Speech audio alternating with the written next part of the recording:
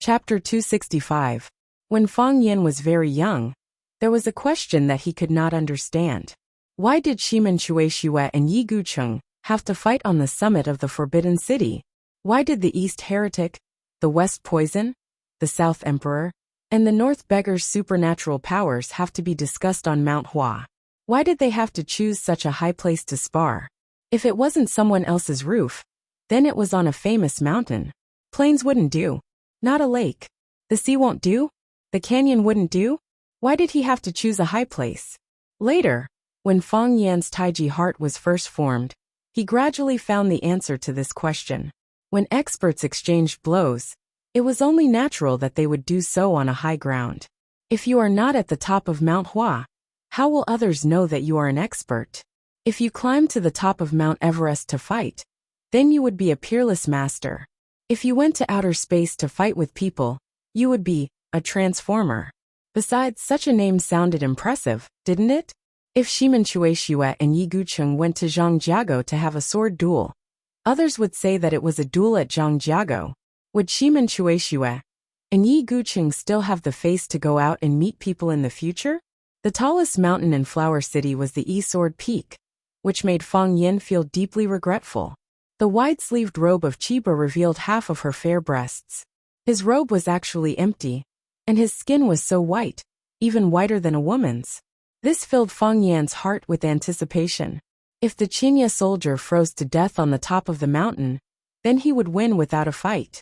Fang Yan's shirt was white on the inside and black on the outside. His long robe reached the top of his shoes. The circular cloth shoes were the ones he had worn when he ran away. These were the 1,000-layer soles that his mother had stitched for him. Not only was it sturdy and durable, but it also had emotional support. Upon hearing Fang Yan's wish to reverse the situation and slap his face, Chiba of the army didn't smile at him. Instead, he seriously said, "You Huaxia people have an old saying, don't bully the young for being poor. In terms of age, I'm much older than you." Fang Yin sneered and said, "I thought you didn't know. What kind of hero are you to challenge me at such an old age? Why don't you challenge the king of gossip, Kai Zhonghang? Why don't you challenge the martial arts fanatic Ho Zhendong? Why don't you challenge householder Weed?" The people that Fang Yin called out were all people that he didn't like or wanted to defeat. If the Chiba military department had issued a challenge to them in advance, then Fang Yin could have saved a lot of time and energy. In the darkness of One Sword Peak, the roars of several men could be heard. "Yellow-haired brat, you yellow-haired brat. If this Japanese kid can't kill you, I'll definitely tear you into pieces. I'm going to die of anger. I'm really going to die of anger. Don't stop me. Let me fight that B***starred who has no sense of propriety. I'll let him know the power of our 8 trigrams school. I'm Blue Cloud, the useless disciple of householder Weed. Fang Yin, if you don't die today, I'll definitely challenge you tomorrow." The most awkward thing happened. You thought that you were talking behind someone's back to attract enemies, but you didn't expect that the person you were attacking and slandering was standing behind you and watching coldly, of course. After hearing Fang Yan's words, their gazes were no longer cold, and they could no longer watch from the sidelines. All of them shouted and cursed, wanting to rush forward and kill Fang Yan before the Chiba military department did. Fang Yingying and Fang Haohan looked at each other. Fang Yingying's face was pale as he said, "How many people did Junior Martial Uncle offend with just one sentence? I don't know about the others, but the 8 trigram school's householder Weed and that martial arts fanatic Ho Zhendong will definitely fight to the death with our family. Junior Martial Uncle is Junior Martial Uncle. It's amazing how much hatred he can garner. If Junior Martial Uncle wins today, we'll stay away from him tomorrow." Fang Yingying exhorted, "If Junior Martial Uncle lost or died, then everything would be over. People in the martial arts world would also pay attention to a person's death. No matter how much they hated Junior Martial Uncle in the past, they would not take revenge on his family after he passed away. However, if Junior Martial Uncle won today, those people would take revenge on him crazily. Junior Martial Uncle was a despicable person with high martial arts skills, so he was naturally not afraid of them. These 2 little followers couldn't bear such a blow of anger. I've already thought about it. If Junior Martial Uncle wins today, We'll buy tickets to go back to Yanjing tomorrow. Fang Haohan nodded and agreed with Fang Yingying's words. He felt that this was the first time his big brother had spoken so reasonably. Fang Yan was very angry. He pointed at the crowd in the darkness and scolded. Are you done? I'm recommending our Huaxia's elite martial artists to the Japanese sword god. The reason why I mentioned your names is because I admire you. Why don't I let him challenge Fang Yingying and Fang Haohan? Because it's not necessary. Fang Yingying and Fang Haohan wanted to buy tickets to go back to Yanjing now. Yellow hair boy, wait to die. Grandpa doesn't need your admiration. If you lose, we'll naturally challenge that old guy. Master's name is not something you can call out. Fang Yan prepared to die. He was fighting an international enemy to the death. But there was a group of bastards hiding in the darkness and scolding him. Fang Yan felt that these guys were really too embarrassing. He picked up a stone from the ground and threw it toward the place where there were many people in the darkness. The stone flew out, but it didn't make any sound. When Fang Yan was wondering where the stone flew to, the big stone smashed toward Fang Yan at a faster speed. Before Fang Yan had time to fight back, countless stones flew out from the darkness. Fang Yan covered his head and ran away, shouting, "Hero, help me fight back." "Okay, junior martial uncle." Fang Yingying agreed readily, then picked up the stone and threw it at Fang Yan. Such a junior martial uncle didn't matter. He just wanted to smash him to death. After everyone was busy for a while, Fang Yan came out of the corner with a smile and said to Chiba, who was standing still and waving his sleeves to throw the stones away, "Look, our Huaxia people are so enthusiastic. You have achieved your goal. There are 3 people who are worth fighting," Chiba Hirobumi said as he looked at Fang Yan. He looked very calm. "What are their names?" Fang Yan had purposely attracted the stone formation to create psychological pressure on the Thousand Leaves division. It was just like how Chiba deliberately mentioned to Fang Yan that someone deliberately released the news of their battle to ruin Fang Yan's reputation. This kind of thing made people feel uncomfortable. For super martial artists like them, a storm was like taking a stroll in the park, and they wouldn't bat an eyelid even if Mount Tai collapsed in front of them. However, a straw could also crush a camel. Before that straw was put down, one had to keep pressing stones on the camel. Chiba was pressing stones on Fang Yan, and Fang Yan was also pressing stones on Chiba. This was a psychological battle, and the pressure was already formed as they talked. I've already said that they are Grandmaster 8 Trigrams, martial fanatic Ho Jindong, and Weed Hermit's disciple Qin Yan. I just don't know if Weed Hermit, that old Taoist, is here. He's very good at climbing the cloud ladder. Chiba didn't disappoint Fang Yan. He said decisively, "After I defeat you, I'll visit them one by one." What's more, this one sentence had created 3 opponents for him at once. This was a trap that Fang Yan had dug for him, and it was also an inner demon. He had to take Fang Yan's move before setting foot on the magical land of Huaxia. Chiba already knew that Huaxia was full of martial artists and talents. So what if 3 top-notch experts appeared with 1 stone? So what if I have to accept their challenge after I defeat you? I entered the Tao with the sword. With a sword in hand, the world is mine. Those who block my sword, I'll cut their bodies and destroy their spirits. Whether it's 1 person or 100 people, they'll all die under my sword. How lonely would it be without human blood to feed the sword? With this thought, Chiba's heroic spirit reached the clouds, and his fighting spirit rose in him. Fang Yan waved his hand. Fang Yingying and Fang Haohan immediately ran faster than rabbits. A great battle was about to break out. They were afraid that they would get involved in it. Chiba raised the middle finger of his right hand. His feet didn't move at all, but he rose into the air out of thin air. The mountain wind whistled, rustling the weeds and leaves on the ground. The strange thing was that Chiba's clothes and long hair were tightly attached to his body, completely unaffected by the wind. This was a shield of qi, which could release qi and cover his whole body. Fang Yan knew that at this moment, Qinya's Department of War could not be touched by wind, rain, or mosquitoes. With this person's profound cultivation, even if an ordinary person hacked at him with a saber or axe, they would not be able to harm him. This was the world of high-level martial artists, which was also the inner Jianghu that ordinary people didn't know. Fang Yan was the opposite of Chiba's. He stretched out his arms, and the black robe covering him was blown away by the mountain wind. The wind was soft and gentle, helping him take off his cumbersome clothes very skillfully. The tip of his right foot touched the ground and began to draw a semicircle in front of him. If you looked carefully, you would find that the tip of Feng Yan's foot didn't actually touch the ground. It didn't even touch the weeds and mud on the ground, but there was a clear semicircle on the ground. Some weeds and leaves were cut, giving off the sweet smell of juice. Feng Yan was dressed in white. Just his good looks alone made people feel that he was extremely handsome and suave. Feng Yan bowed slightly, and his plum blossom steps were natural. His hands also danced with his body consciously. The wind was blowing, and he was blowing with the wind. The tree was shaking, and he was shaking with the tree. He was the wind, and he became the tree. As soon as Tai Chi entered meditation, everything was put down, and he entered a peaceful world. It seemed that under the bright sun, in the universe, in the flowers and plants, he was swaying and flickering. Seeing Feng Yan's state at this time, someone in the dark shadow cheered. Tai Chi is most particular about starting momentum. Starting is part of Tai Chi, and it is also the beginning. Quiet like a 1,000-year-old pine and cypress, 10,000-year-old tortoise, moving like a river dam, wind and thunder rolling, stars falling, planets crashing. This kid actually has the momentum of wind and thunder when he moves. Interesting. Chiba heard the comments of the outside world. In his world, every flower, every grass, every insect, every bird, every sound was captured by him at will.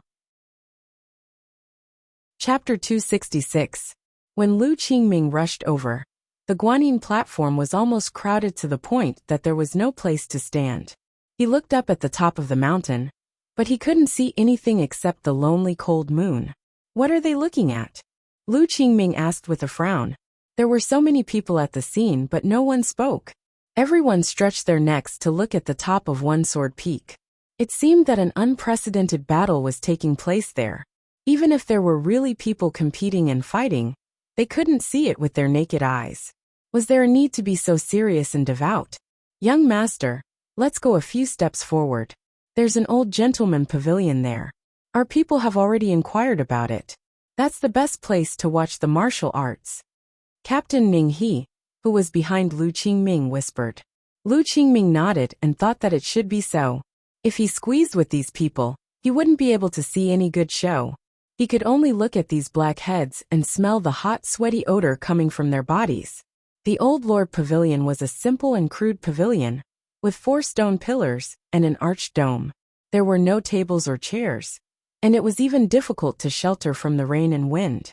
It was said that when Taishang Laojun climbed the mountain, he rested here, and later generations built a pavilion at the place where Laojun rested.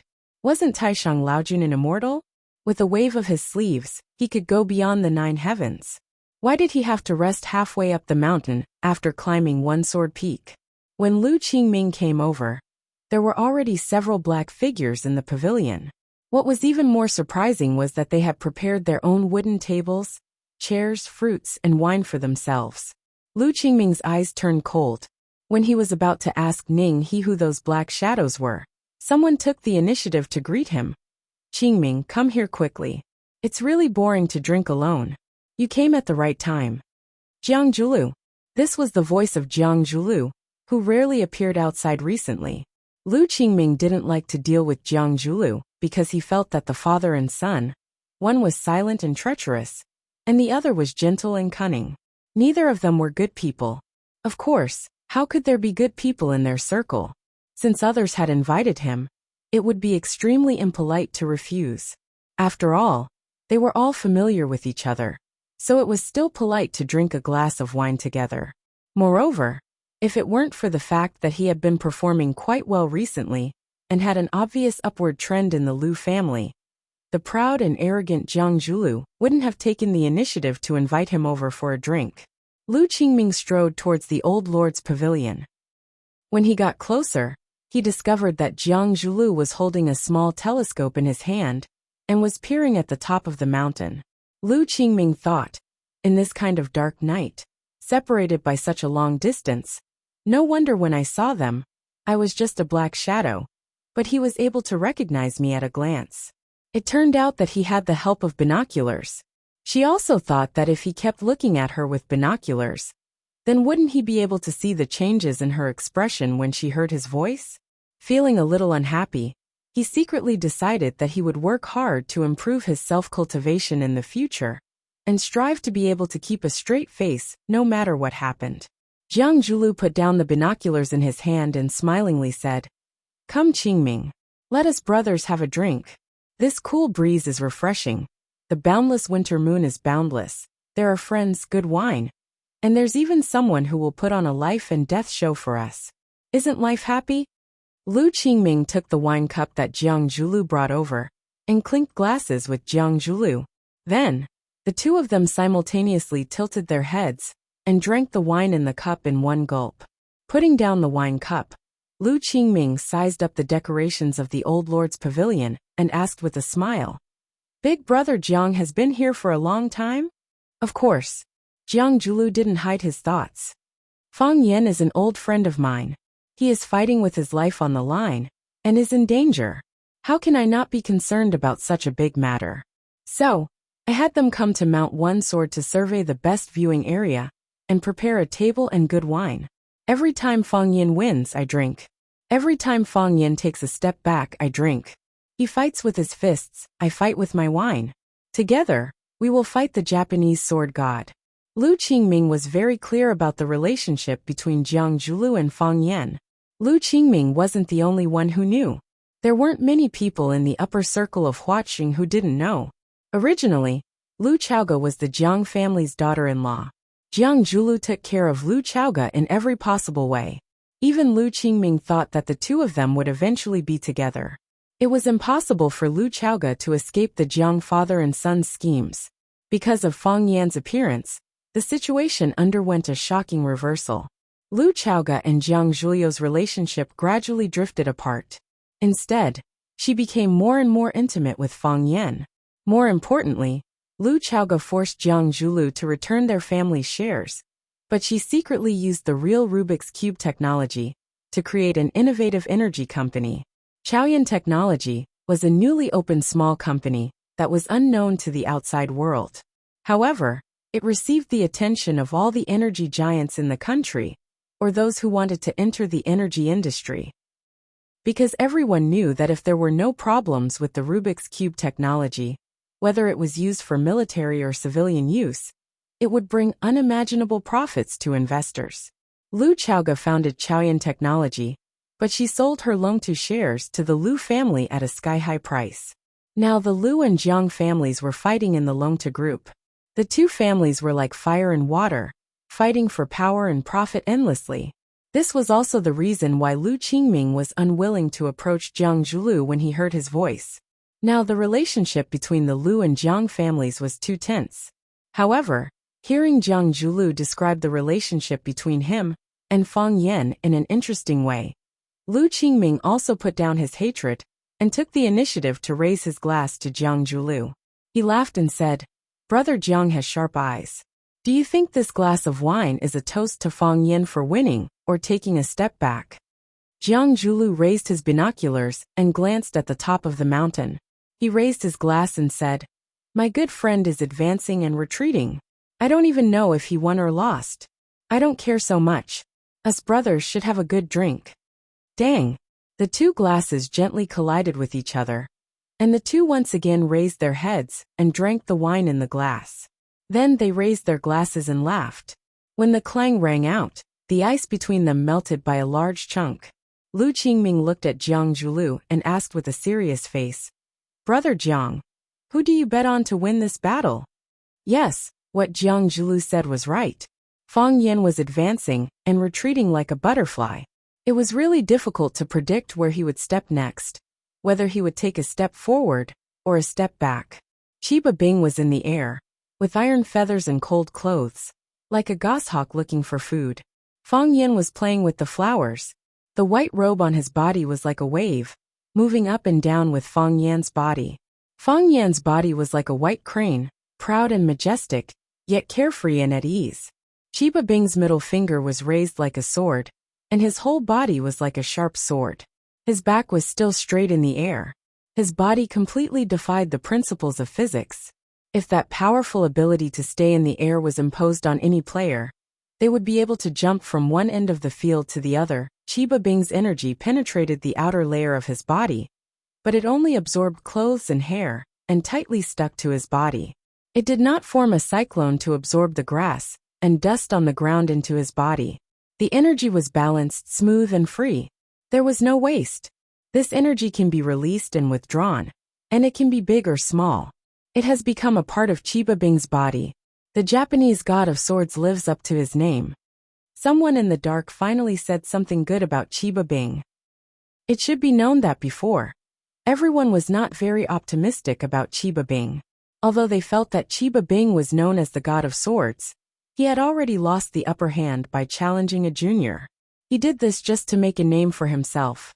Now that they saw his performance, the experts who had not come into contact with him were all moved. This match could be called a real fight between a dragon and a tiger. Chiba Bing's body jumped in the air for a long time, but he did not make a move.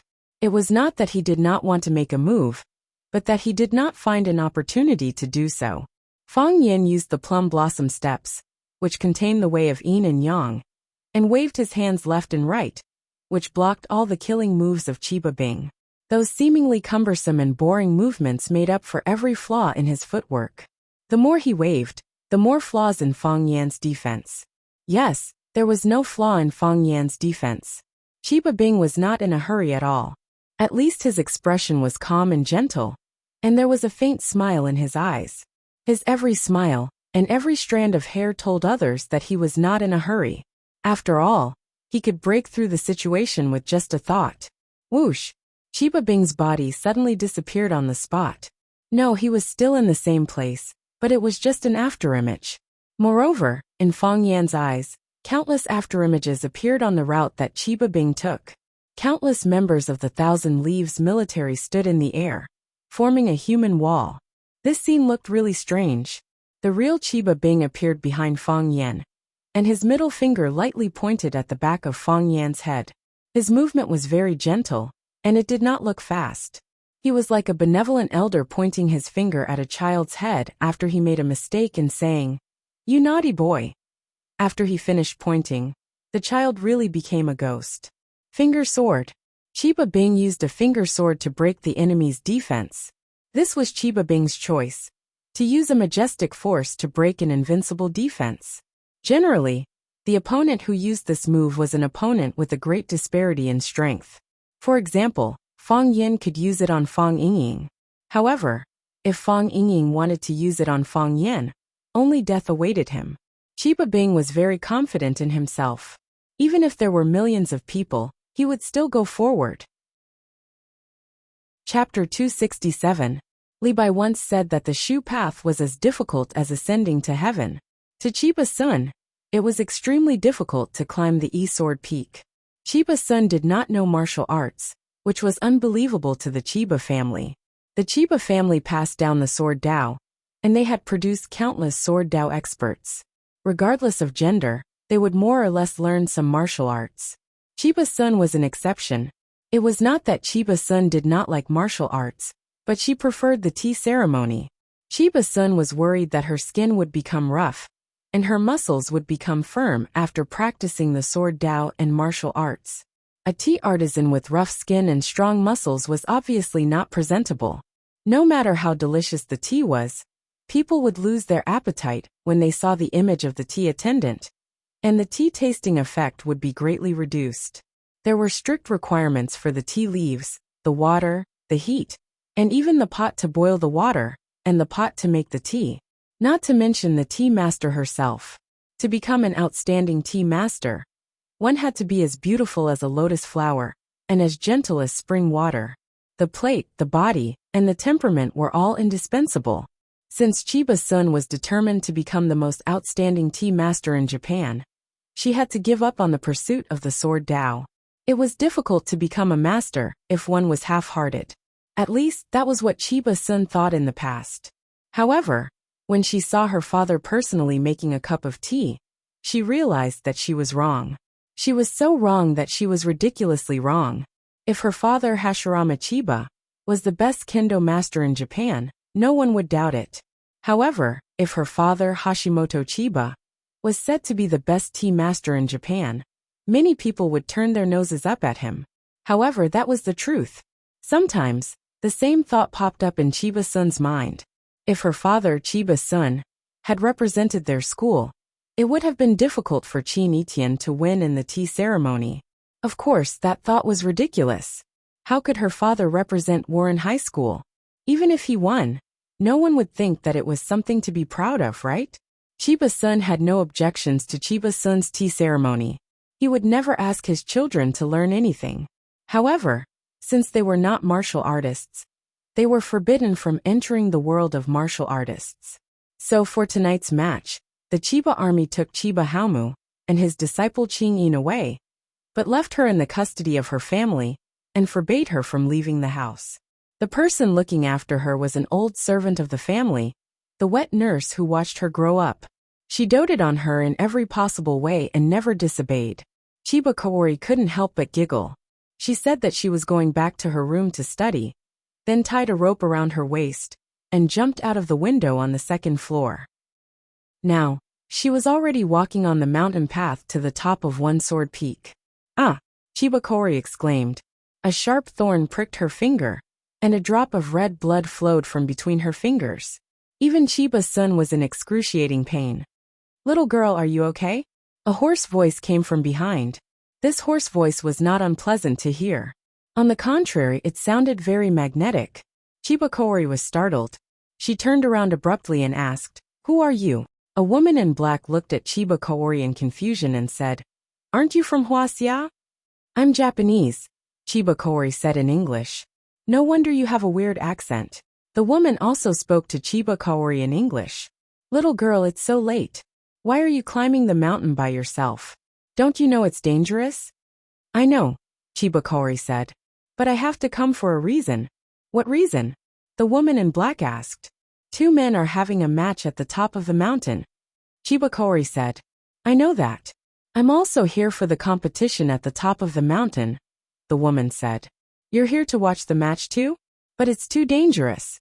You should look up from the observation platform with binoculars. Many people do that." The two fighters are my father, the Chiba army, and my language teacher, Fang Yan. My father doesn't want me to come here. He thinks it's too dangerous. Besides, he's the most gentle father in the world, because he never wants me to watch him fight or kill someone. He told me that I'd be sad if he killed someone or someone else killed him. If that's the case, I might as well not watch. Your father is so nice to you. Why did you still come after he said that? Because I promised my language teacher, Fang Yan, that I'd watch their match. Our teacher has never broken his promise to me, so I can't break my promise to him. Chiba Kaori smiled sweetly, her eyes filled with sincerity. "You're a good girl who keeps her promise," the woman in black said. "Since we have the same goal, let's go together." "Of course," Chiba Kaori said with a nod. "May I know your name?" "Phoenix," the woman in black said. "My name is Phoenix." "Phoenix, the king of birds. What a beautiful name." Chiba Kaori smiled happily. "So Miss Phoenix, did you kidnap me?" Phoenix was slightly shocked. Then she smiled happily and said, "You're very smart. You're smarter than I thought. Yes, from now on you're my kidnap. But don't worry, I won't hurt you. But if my father wants to kill teacher Fang Yan, my safety won't be guaranteed, right?" "Yes." Phoenix nodded with a smile. "You'll die." Chiba Kaori's idea was to decide life and death with a sword. It was like an intact egg. You wanted to drink the yolk inside, but there was no hole for you to do so. Therefore, you could only break the eggshell with force. Only by doing so could you drink the delicious egg juice inside. Fang Yan's defense was impeccable, like an intact egg. Chiba Kaori could find a hole to drink the egg juice, so he simply smashed the entire egg with force. His attack was extremely slow and extremely fast. Before his afterimage completely disappeared in the air, he had already stabbed at the back of Fang Yan's head. If it hit, with Chiba Kaori's cultivation, Fang Yan's head would definitely explode.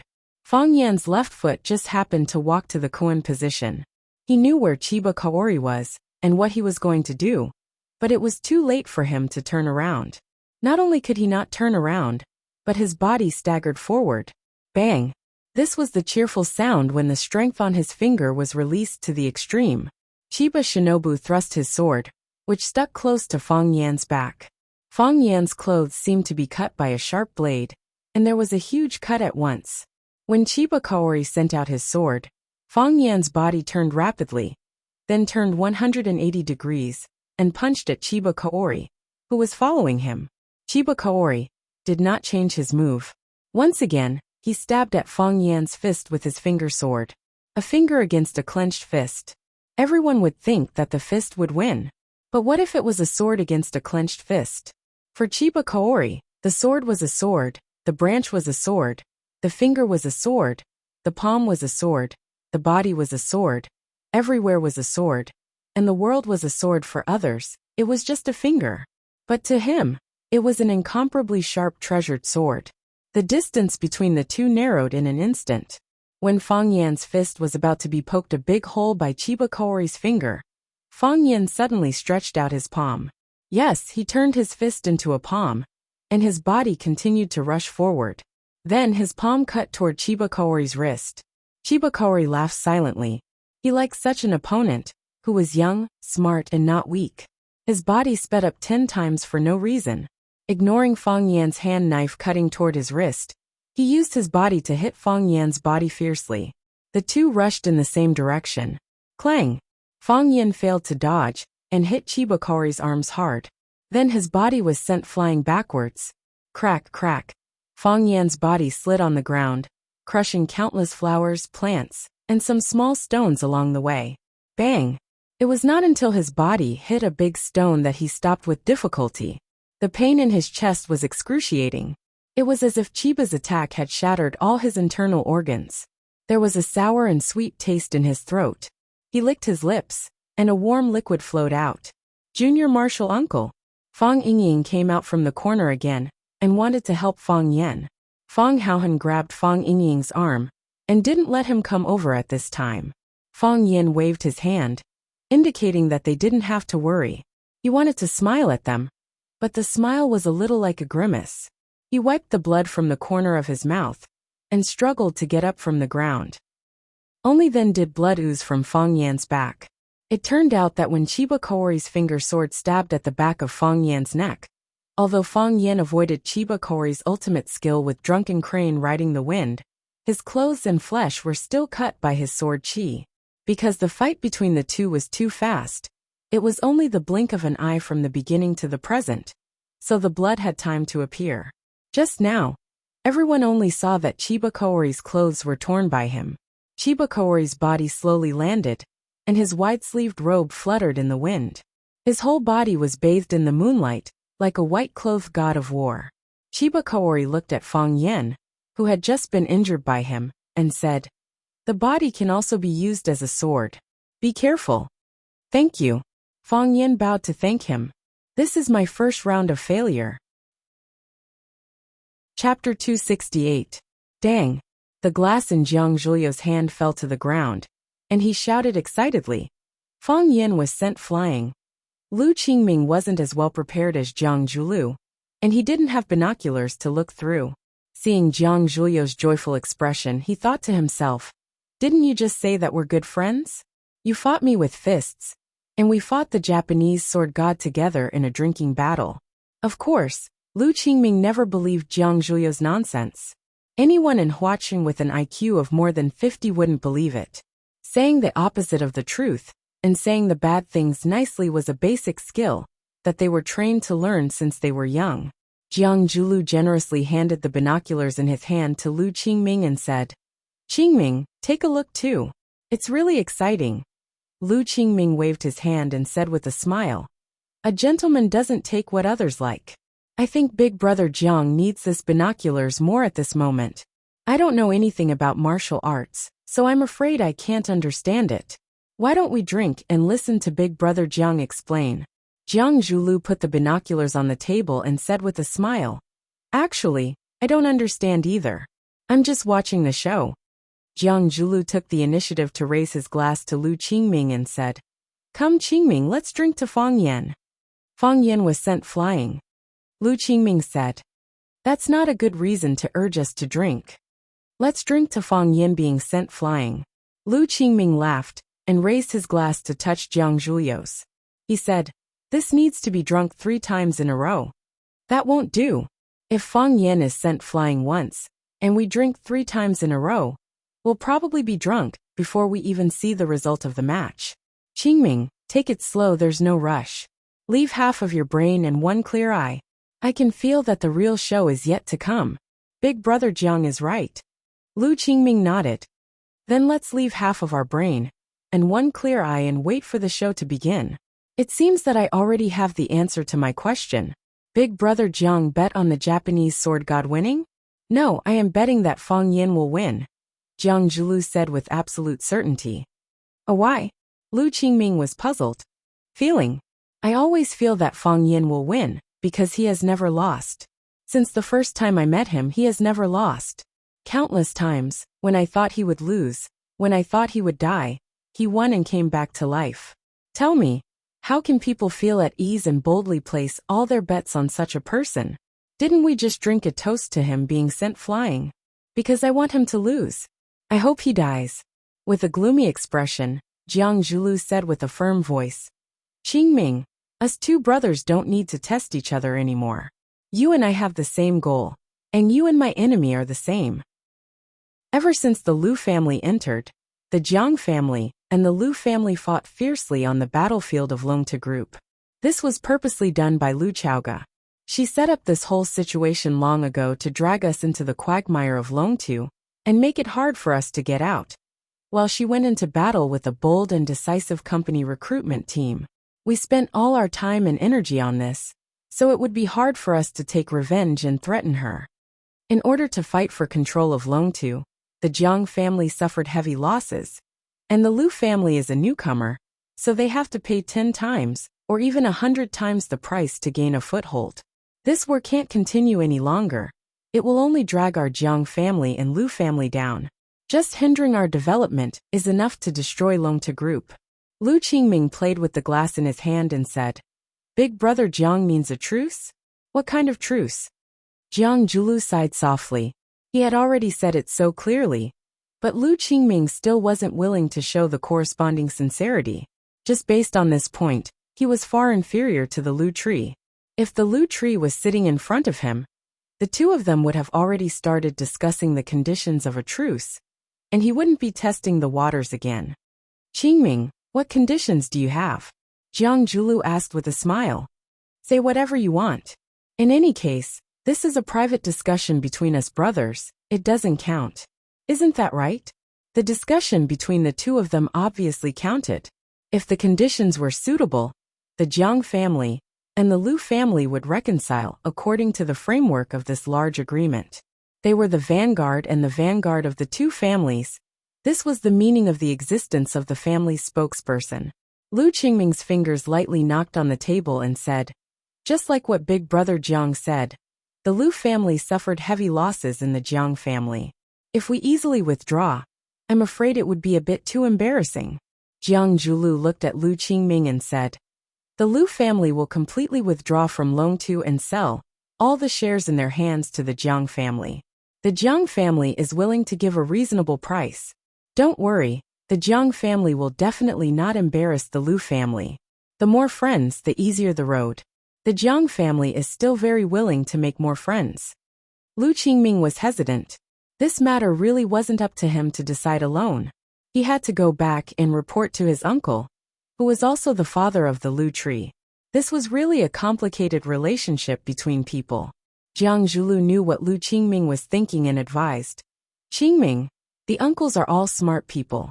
They know in their hearts that only if the Lu family completely withdraws from Longtu can we avoid another war. If we only make a verbal truce, the people below will still fight fiercely. This won't benefit either of our families." Lu Qingming raised his cup and said, "I will bring back Big Brother Jiang's words." Jiang Zhulu nodded with a smile and said, "Remember the result of this match. Let's watch the show." The 2 of them laughed and said, while Fang Yin and the Japanese sword god Chiba were fighting to the death, the 2 big families, the Jiang family and the Lu family, who were originally fighting to the death, reached a compromise and cooperation in the Single Sword Peaks Old Lord Pavilion. This world was really boring, but also new. Drinking and watching the show, the two of you are so elegant. A man's hearty laughter sounded. Jiang Zhulu and Lu Qingming turned at the same time. Jiang Zhulu smiled and said, "He's also here. What a pity." Seeing Fang Yan fall to the ground, someone in the darkness sighed. If this kid was 10 years older, and had 10 more years of accumulation, it wouldn't be difficult for him to kill that Japanese kid. He's still too young. What a pity. You old thing, the match isn't over yet. Why are you so anxious?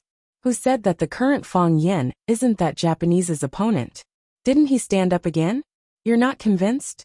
If you're not convinced, let's fight. Let's fight. Chiba Haomu was smiling.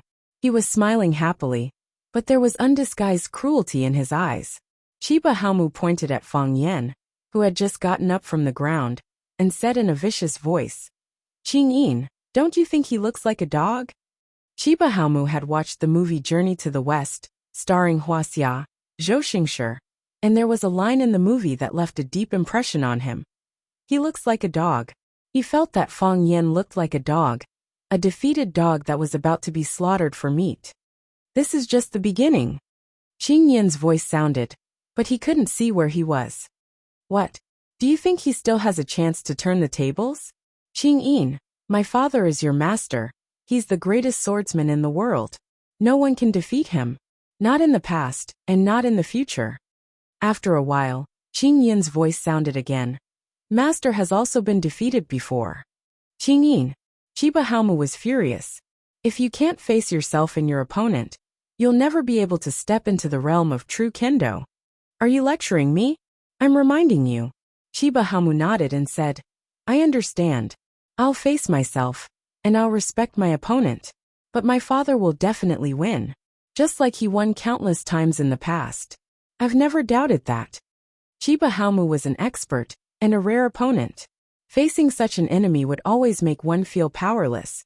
Just like when Fang Yan faced the old drunkard. You tried your best to defeat him, but with a wave of his sleeve, you lost miserably. The path of martial arts was like climbing a mountain. Some people lingered at the foot of the mountain, while others were exhausted halfway up. The higher one went, the more difficult it became. It required physical strength, perseverance, and even more comprehension. Fang Yan had outstanding physical strength, astonishing comprehension, and no lack of perseverance, but he lacked age. He lacked the influence of society, the training of life, and the accumulation of time. He was still so young. That was what everyone said. I don't accept this. Fang Yan roared in his heart. I don't have the influence of society, but I'm young and full of vigor. I lack the tempering of life, but I'm in high spirits. I don't need the accumulation of time, because I'm now full of passion and blood. Being young is my greatest advantage, and it's also my greatest capital. Fang Yan stood in place, stretched out his arms, and slowly closed his eyes. Come on, Fang Yan said. He was waiting for the Chiba Haomu to attack again. He believed that this time, he would not fail. The smile on Chiba Haomu's face gradually faded, and his expression began to become serious. He was growing too fast, almost at a speed visible to the naked eye. If Fang Yan was said to be a little afraid, and a little restrained, at this time, Fang Yan had become a brave warrior who was not afraid of death. A true warrior who fought with his life and passion. He no longer defended passively, and he no longer defended himself impeccably. He only wanted to save his life. He opened his mind and let go of life and death. Based on the experience of the Chiba Haomu, there had never been anyone in the younger generation who could do this before. This boy must not be left alive. Chapter 269. Chiba Minister of War was also a person who cherished talents. His eldest disciple, Qing Yin, was originally a ninja sent by the enemy to assassinate him. After the assassination failed, Chiba Minister of War saw that it was not easy for him to learn martial arts, and that he was indeed outstanding in speed and hiding. He only cut off one of his fingers, and told him to take care of himself. Qing Yin was grateful, and was willing to take him as his master, and serve him for life.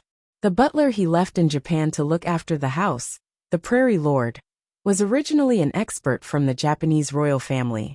After failing to challenge him, he also abandoned his sword and went into business, helping the Chiba family take care of the increasingly complicated business affairs. He had 9 disciples, and all of them were experts. In Japan, there were countless people who had been guided and influenced by him. The sword god not only used the sword to convey his divinity, but to the Japanese, Chiba Minister of War also represented their spirit.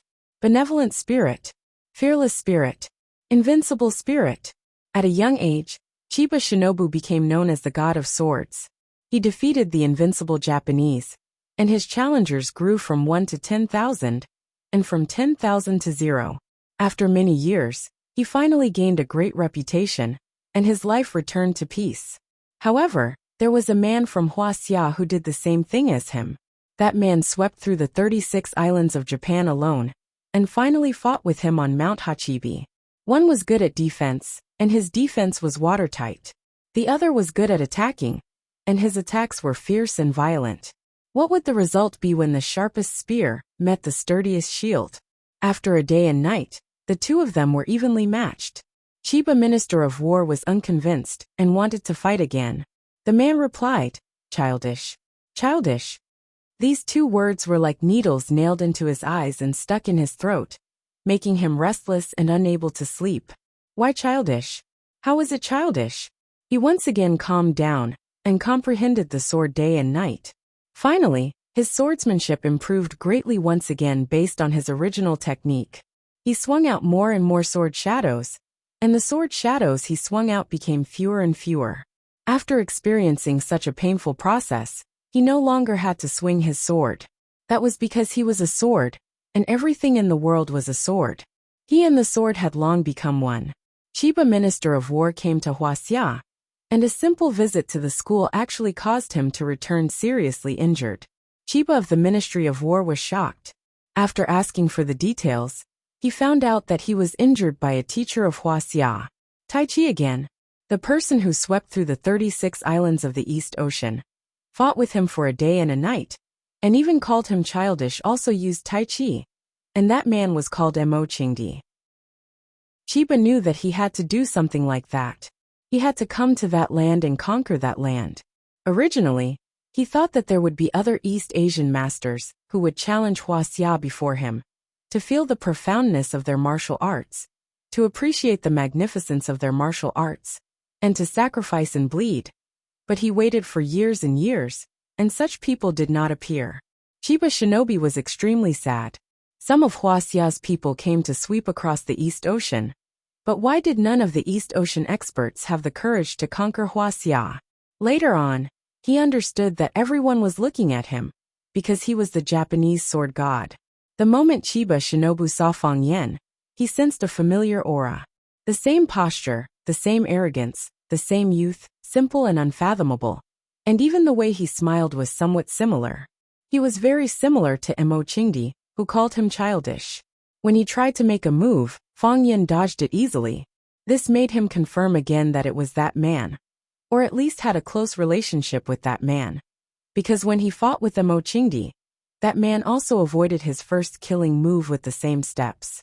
Chiba Shinobu was both emotional and happy. He was emotional because he wanted to challenge Mo Qingdi wholeheartedly, but he didn't know where Mo Qingdi had gone. He was happy that after so many years, Mo Qingdi's descendant had actually grown up. Thinking of this, Chiba Shinobu's mood became a little heavy. So, Chiba Shinobu prepared to start the challenge with Fang Yan, so that he would be the first person to be fed to the sword spirit after he achieved great success in Kendo. Chiba Shinobu knew that Fang Yan was excellent, but he didn't expect him to grow to such an extent in such a short time. This had nothing to do with the improvement of his skills, but had something to do with his inner understanding and willingness to sacrifice. At such a young age, he was able to open his mind and give up life and death. How great would he be in the future? This guy must not be left alive. Chiba Shinobu told himself again. He would become the hero of Huaxia, but he would become the disaster of Japan.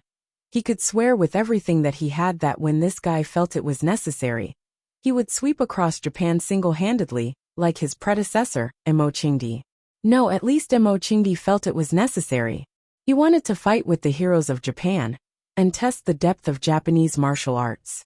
Based on Feng Yan's usual style of doing things, when he was in a bad mood, when he ate something wrong, when he had diarrhea, when he quarreled with his girlfriend, when he won 5 yuan in the lottery, when the barbecue lady boss gave him an extra plate of edamame, he would also feel that he should go to Japan and sweep the world.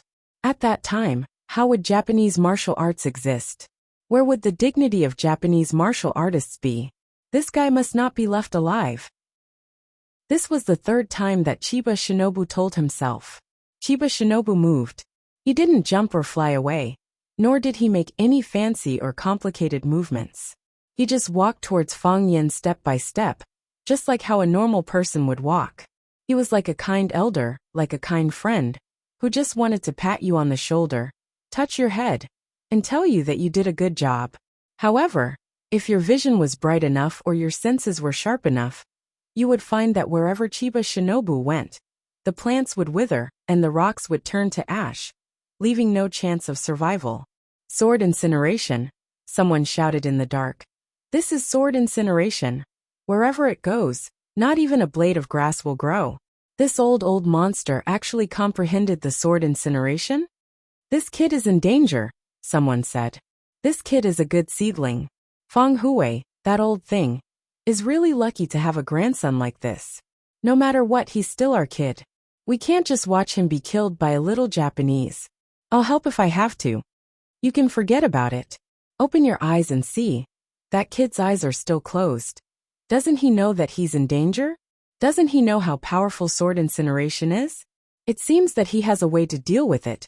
It's said that this kid has learned the heart of Tai Chi very early, so he can be called a god's favored one. They were right. The person who directly suffered the killing intent of Chiba Shinobu was Feng Yan. Sword master destruction. He could feel the fierce killing intent of Chiba Shinobu with every step. It was a kind of cruelty, despair, and unparalleled power. Sword incineration. Using the sword to burn oneself. How did he learn this move? Moreover, as the distance between the two got closer, the killing intent became stronger and stronger. When Chiba Shinobu stood in front of Feng Yan, his body was shrouded in a layer of white light. It had a substantial halo that could be seen by the naked eye, which was the effect of the surging energy in the body. Chiba Shinobu was like a huge warehouse, with a terrifying amount of internal energy. Behind him, a khaki-colored path appeared. It was the color of green plants after their water and vitality were extracted. Feng Yan still didn't open his eyes, and his heart of Tai Chi had already been displayed. He didn't open his eyes, but he knew better than anyone what was happening in front of him. He could see the moment Chiba Shinobu walked past, the moment the grass withered, a bug that couldn't escape in time fell limp. And he also saw that even the wind couldn't blow past Chiba Shinobu. You knew he was strong, but you never expected him to be so strong. Feng Yan was very angry, and wanted to kill. These bastards were not simple, and they liked to leave something behind in everything they did. If you had told me earlier that you were so powerful, I would have run back to hug the old drunkard's thigh and kneel down to him, and let him assassinate you, or beat you half to death. How could you cheat like this? Because of the turbulence in his heart, Feng Yan almost jumped out of the Tai Chi realm. This shocked him. This was the critical moment of life and death. Once he showed a flaw, Chiba Shinobu would immediately swing his sword and cut him into pieces. You are too excellent. Chiba Shinobu looked at Feng Yan and said, I'm sorry. It would be great if he were an East Asian. If he were an East Asian, he would be ecstatic. He would be willing to teach him everything. And he would become a teacher and a student, a friend, and he would take him to dominate the world, making him the existence he was most proud of. Unfortunately, he was Huaxia's man. Chiba Shinobu stretched out his hand to Feng Yan. Feng Yan looked at the hand with white skin that was almost translucent. The hand stretched directly toward his chest, gentle and steady. Feng Yan reached out to intercept it. Feng Yan's hand moved like an eagle's claw to grab Chiba Shinobu's wrist. Whoosh! He grabbed it. Feng Yan grabbed the wrist of Chiba Shinobu's hand, and the feeling of physical contact was so full. Feng Yan was pleasantly surprised. How could it be so easy? Was this the old monster of Chiba Shinobu's pretense? He had been tricked. Fang Yan's mind trembled slightly, and there was a dangerous aura in his mind. It was clear that he had grabbed Chiba Shinobu's wrist, but why couldn't he move his hand that was grabbing his arm? Fang Yan's arm couldn't move, but Chiba Shinobu's hand, which was being held, could move at will. His hand dragged Fang Yan's hand, and continued to move forward. Then, he made a cut on Fang Yan's chest. Whoosh! The clothes on Fang Yan's chest were torn, and Fang Yan's flesh and blood were exposed. There was a long and deep gash on his chest, and a thin red line appeared. Soon, the red line became thicker and thicker, protruding his flesh and blood. How is this possible? Fang Yan's face was full of horror and disbelief. Chapter 270. Tai Chi represents vitality. Where Chi is, it grows and multiplies endlessly. Sword incineration represents death. There's no return. Fang Yan lost. He lost because the power of death was stronger and more vigorous. What a pity. Someone sighed heavily. The competition ends here. Friends, I'll be leaving first. But let's make it clear. I'll be the one to challenge this Japanese in a month. You're not allowed to compete with me. Why you? I'm going to challenge him tomorrow. Chiba Hawu laughed maniacally. He said to Qingyin proudly, Qingyin, did you see that? My lord father had won. He had won again. There's no difference from before. But I didn't expect him to use sword incineration. Who does Fang Yan think he is? Is he worthy of father using sword incineration? Shouldn't you keep such a godly skill and use it as a trump card when you challenge a stronger opponent? Chiba Hawu felt that it was natural for his father to win against Fang Yan. He even stubbornly believed that Fang Yan was so weak that he only needed to use 20% to 30% of his strength. Why did he have to use such a powerful technique? Did he deserve it?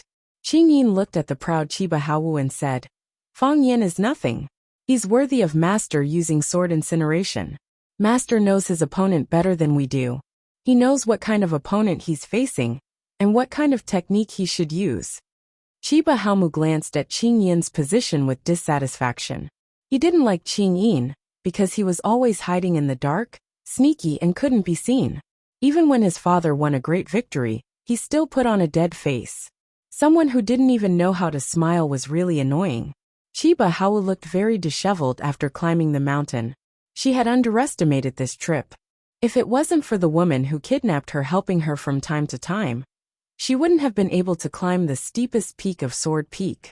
Chiba Hawu widened her eyes at the scene in front of her. Her eyes couldn't help tearing up. She felt very sad. She saw her father go all out. She also saw how talented Fang Yan was. But her language teacher, Fang Yan, still had his chest cut open by her father. How painful would that be? His father was right. He shouldn't have come to watch this match. No matter if he saw his father being killed, or his father killing someone, he wouldn't be happy.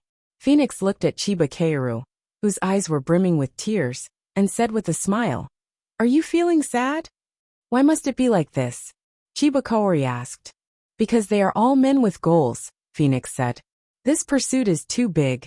So big that little women like us can't understand it at all. I'm not willing to accept it. Just kill me, Chiba Kaori said. What? Phoenix frowned. Just kill me, Chiba Kaori said. Because my father will definitely kill teacher Fang Yan. It's better to die earlier than later. The earlier I die, the less painful it will be. The Phoenix sneered and said, Don't worry, the match is not over yet. Of course, the match wasn't over yet. Fang Yan's Tai Chi realm was actually broken by someone. This was the first time. No, the second time. It could also be the third time. The first time was broken by the old drunkard. At that time, he had just comprehended the heart of Tai Chi. He had already used the Tai Chi realm. But he was sent flying by a punch. He couldn't stop it, and he couldn't stop it. The second time was broken by Yi Ro. That woman could ignore all defenses. She could hit your face whenever she wanted, and she could kick your balls whenever she wanted. This time, it was broken by Chiba Kaoru, a Japanese who came from afar across the ocean. The Japanese sword god had the ability to look down on all the heroes. He deserved the praise and support of the Japanese. Fang Yan looked at the crack on his chest, the open flesh, and the rain of blood. He said with a smile, Why did you say sorry? Did you want to kill me because you saw my talent? But it's not your fault. I'm indeed the most outstanding young man in the whole of Huaxia. Thinking that Yi Ro might also be watching from the sidelines, Fang Yan unwillingly added 2 words. One of. As Fang Yan spoke, he stabbed the hand that was holding Chiba Keiru's wrist hard. His 5 fingers were like sharp edges, fiercely piercing Chiba Keiru's wrist, leaving 5 bloody holes on the wall of his hand. Seeing Chiba Keiru's puzzled look, Fang Yan said with a smile, Your sword represents death, but Tai Chi represents rebirth. My rebirth is not as good as your death force. So, although I was still tied up by you and my chest was cut by you, when you cut my chest, there would naturally be airflow coming out. So you found an opportunity. Chiba Keiru's eyes were full of admiration. When I used the sword energy to slash open your chest, it was also the moment when the old energy was gone, and the new energy hadn't been regenerated. The fleeting opportunity was seized by you. You cut me with your sword, and I made 5 small holes on your body. You are older than me, so I suffered a little loss, Fang Yan said with a smile. Fang Yan, how about being an East Asian in your next life? Chiba Keiru looked at Fang Yan's handsome face and said very seriously, In that case, I can't bear to kill you. I can feel your sincerity, but I have to refuse. So, don't make such a difficult request to others in the future, Fang Yan said angrily. My father will still be my father in his next life, and my mother will still be my mother in her next life. I will still be born in the Tai Chi Fang family, and have the heart of Tai Chi. If an East Asian called Chiba Keiru comes to challenge me, I will gladly accept the challenge, and try my best to kill him. If I can't kill him, I will seriously injure him. If I can't, I will bite him. There are many people in Huaxia. We have many cowards who are afraid of death, but we don't lack hot-blooded and fearless warriors. That makes me want to kill you even more. I've decided a long time ago that I will be a Huaxia man in life, and be buried in Huaxia's grave when I die. Fang Yan laughed very heroically. I don't have enough courage, and I don't have enough vigor. I cherish my life very much, but if it's necessary, I don't mind sacrificing it. If you can take it, you can take it. If you can't leave. Chiba Keiru sighed softly. Such young people were scary, and Huaxia, who had these young people, was the most promising. With a flick of his wrist, Fang Yan's right arm looked as if it had been sliced by countless knives, and countless small wounds appeared. Those were caused by the sword energy. He didn't need to use his fists or feet. Just every joint of his arm could be used as a sword. Chiba Keiru's cultivation was really profound and terrifying. Fang Yan punched out, and Chiba Keiru waved his sleeve to block it. Bang! Fang Yan's fist landed on Qinya Bing's wide sleeve. The sleeve was like an incomparably hard iron plate. Fang Yan blasted a big hole in the ironing board, but his body flew backward. Whoosh! After Fang Yan's body slid on the ground for a while, his head hit a huge rock. Until then, the momentum of his body was exhausted. Before anyone could react, Fang Yan got up from the ground. He didn't like to lie down, because he felt that this posture was too ugly. So many fans were looking at him, so he had to work hard to maintain the style of a male god. The clothes on his chest were open, and the mountain wind whistled and slapped his strong and well-proportioned chest. Fang Yan stood as straight as a mountain, without a trace of timidity. Chiba Keiru looked at Fang Yan, who was striding toward him, and frowned slightly. His arm was also bleeding, which was a hole made by Fang Yan's claws. His fingers were sharper than a sharp knife, and they forcibly pierced through the skin and flesh, piercing through his arm. He originally wanted to kill Fang Yan with one blow, and end the battle cleanly, but he didn't expect that it would be a life-and-death competition now. The one who persisted until the end would be the final winner. Moreover, an opponent who was not afraid of death was indeed a headache. Fang Yan's body started to sway. He looked like a drunkard who had just returned home. Even his eyes became hazy, as if he couldn't see the world in front of him clearly. His feet stepped on protruding stones several times, and he almost fell. His body staggered forward a few steps, and he barely maintained his posture. Fang Yan leaped up and threw a punch at Chiba Shinobu's head. Hiss! His fist was like steel, and his chi was like the Yangtze River. This punch completely subverted the principle and essence of Tai Chi. which used softness to overcome hardness. Using force against force, using tyranny against tyranny. This was what people in Jianghu called hard Tai Chi. Hard Tai Chi used force against force, while soft Tai Chi used little force to overcome great force. Chiba Keiru jumped up and kicked Fang Yan's body. Pa la la! Fang Yan's fist hit the tip of Chiba Keiru's foot. The fist energy collided with the sword energy, and the airflow collided, making a harsh explosion. Fang Yan's body fell and flew backward again. Chiba Keiru's body fell 3 steps back after landing. Bang! Fang Yan's body hit the big stone. Fang Yan shook his hand and stood up again. Using the cross step, he once again charged toward the Chiba shinobi. There were no fancy skills or complicated movements. It was just a fight of force, a fight of life. Bang! Fang Yan's body was blasted away again. After breaking several small trees in a row, he was stopped by a bigger tree. Fang Yan's throat was sweet, and he suddenly spat out a mouthful of blood. Chiba Keiru's face was expressionless, but a trace of blood appeared at the corner of his mouth. Chiba Keiru had been practicing swordsmanship for many years, and his internal force cultivation was indeed better than Fang Yan's. Fang Yan tidied his sweaty hair and struggled to get up again. I'm going to kill him. Fang Yingying was like a red-eyed bull, angrily rushing toward Chiba Keiru. He was going to kill him, or be killed by him. Bang! A leather boot appeared and kicked him in the face, sending him flying back. Hero Fang, who was sprinting forward, was kicked in the stomach before he could even turn around. He tumbled back to his original position. What are you doing, you crazy woman? Fang Yingying roared at Yiro. It was the first time that he dared to speak to the violent woman like this. If you don't go help, why don't you let us go? Fang Haohan also stared at Yiro fiercely, his chest rising and falling. It seemed that he was about to explode. Watch. Watch carefully. This is his fight, and he wants to fight fair and square. He doesn't want anyone to help him. If he needed help, he would have gone back to ask the old drunkard for help. Why would he need you 2 idiots to call back for help? Yiro's face was gloomy, and she clenched her fists tightly. If he dies, I'll go challenge him. If I die, the old drunkard will go challenge him. If all the masters of our Fang family are dead, there are other heroes from Huaxia to challenge him. It's not your turn to die. Chapter 271. Why can't we just die? We're also men of the Fang family. Fang Yingying roared angrily. After a pause, he stared blankly at Yiro and said, Did you just say, we're from the Fang family? Shut up. Yiro stared at Fang Yingying fiercely, like a female leopard that was about to go crazy and bite someone. Do you believe that I won't throw you 2 to the bottom of the mountain? Fang Haohan quickly shrank his neck, thinking that he didn't say anything wrong. Fang Yingying was extremely depressed.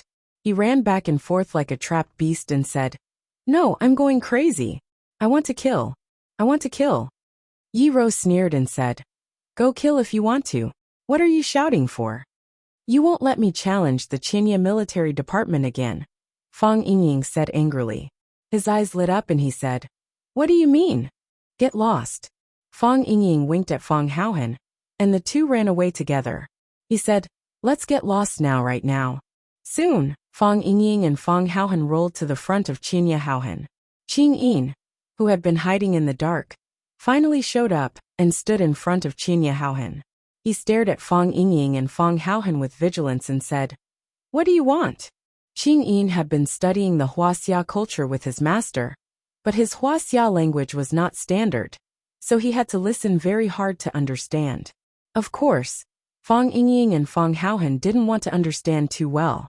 Fang Yingying pointed at Qinya Haohan and waved his fist at him. I want to challenge you, Fang Yingying said. Qinya Haohan was furious.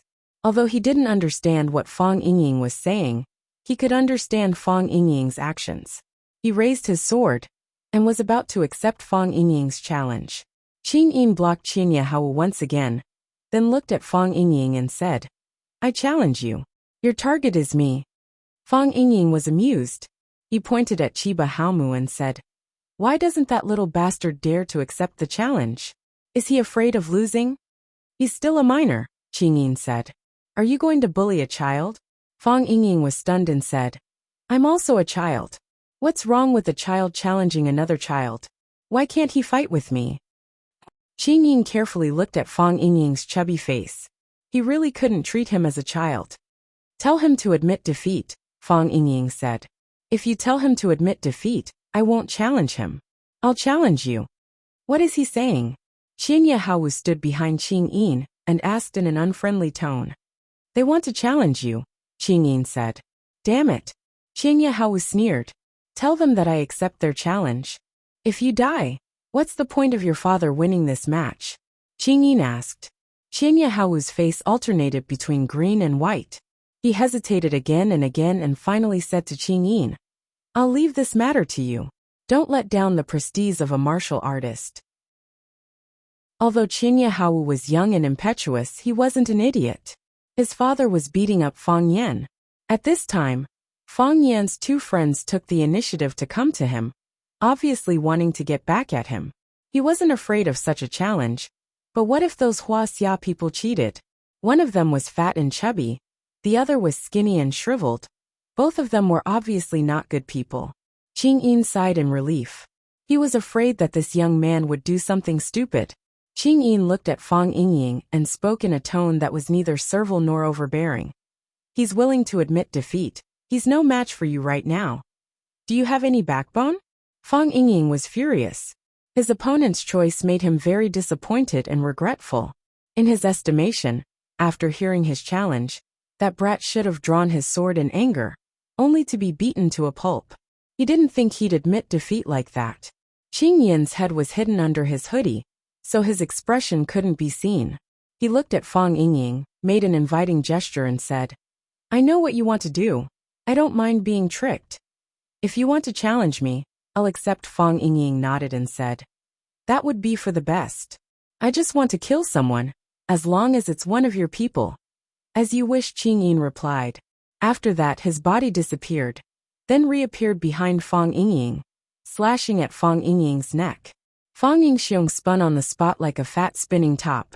He cleverly dodged the saber and sent a palm strike towards Qing Yin's chest.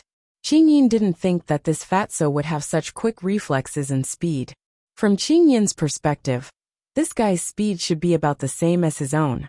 This was the most agile fatso that Qing Yin had ever come into contact with.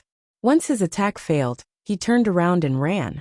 Qing Yin was a jonin, as well as a hitman, so he knew when to advance and when to retreat. Fang Yingying had no way to vent his anger, so how could he just let him go? Using his cross plum blossom steps, he quickly ran towards Qing Yin.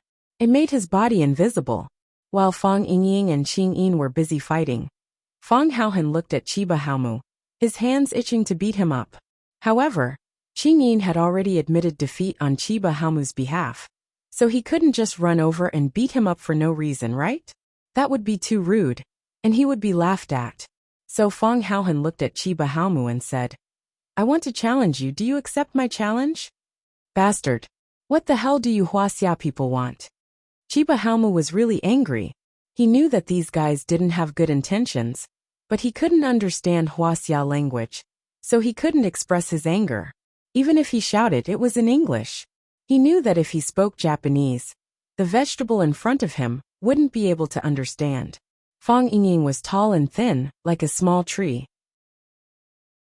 In Chiba Haomu's eyes, he was a vegetable. Fang Haohan was overjoyed and shouted, What? You accept my challenge? You want to fight me to the death? If that's the case, let's fight. So Fang Haohan happily rushed towards Chiba Haomu. He didn't understand English, but he knew that the old guys watching on the sidelines didn't either. How many times did he get up after being knocked down? Fang Yin couldn't remember, but Yi Ro remembered it clearly. The 9th time. This was the 9th time that Fang Yin was sent flying by Chiba Haomu. Sometimes Fang Yin could get the upper hand. For example, he hit Chiba Haomu's chest with his palm, scratched his shoulder with his claw, or even forced him to take 2 steps back when the two of them collided. But most of the time, Fang Yin was at a disadvantage.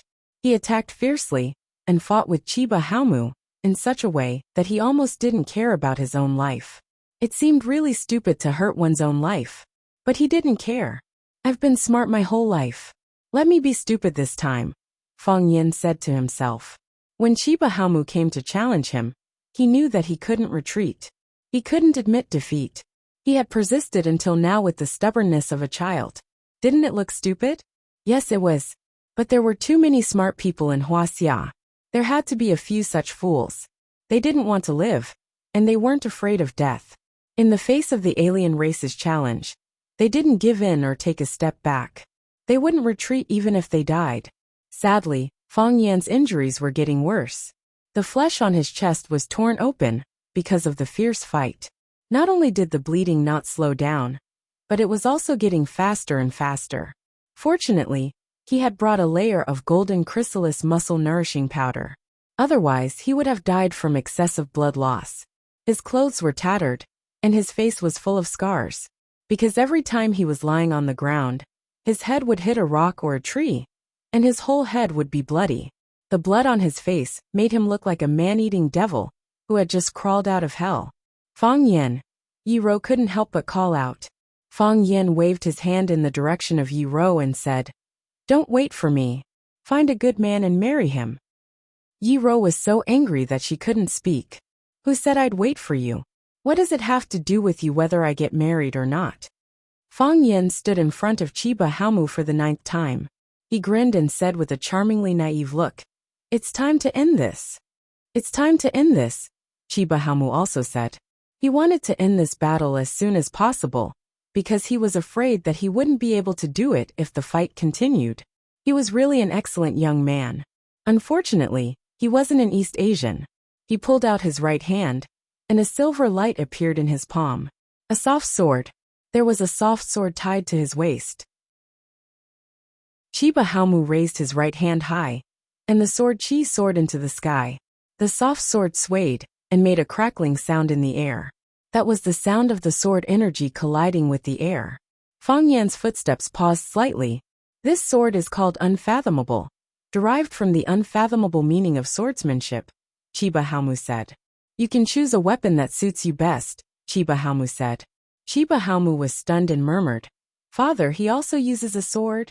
Chiba Haomu didn't know how many years it had been, but she had never seen her father use a sword. She thought that the sword had merged with her father's body, and everyone else said so. Despicable, Phoenix said with dissatisfaction. The Japanese sword god actually took the initiative to use a sword in a fight with a weak little boy. It was extremely shameless. Don't you have any shame? Fang Yan's body trembled with anger. He pointed at Chiba Haomu and cursed. You're good at using a sword, so you prepared a soft sword at your waist in advance, ready to strike me at the critical moment. You're too insidious, too cunning. How can I have an opponent like you? Fang Yan took out a silver ball from the leather bag at his waist and said, Fortunately, I was prepared. Otherwise, I would have died because of you. This bullet is called Shadan, because it won't explode unless I press it, Fang Yan said. As he spoke, he pressed a miniature button on the silver bullet and threw it at the location of the Chiba Shinobi Division. Chapter 272. As a descendant of an ancient martial arts family, Fang Yan admired the most about living a heroic life and dying a carefree death. Of course, he couldn't do either of those things. If someone wanted to write an epitaph for him after his death, it could only be written, a cheap and shameless man. Or it could be said that people who lived longer were really cheap. Fang Yan had always thought of himself as a smart person, but smart people also made mistakes. For example, Fang Yan had made a mistake now. When he threw the silver fool in his hand at Chiba Shinobu had already disappeared from his original position. Too fast. Chiba Shinobu's speed was too fast. Before the fool had time to explode, he had already dodged it. This kind of hot weapon was extremely lethal to ordinary people, and it was impossible to defend against it. But for Fang Yan and Chiba Shinobu, it really wasn't very useful, because the reaction speed of the weapon couldn't keep up with the reaction speed of their bodies. This was an era where hot weapons were king, but it was also an era where hot weapons were in the hands of the people who controlled them. The long sword was like a spitting spirit snake, fiercely attacking Fang Yan's chest. Fang Yan's body retreated again and again, not daring to touch the sharp edge of the sword.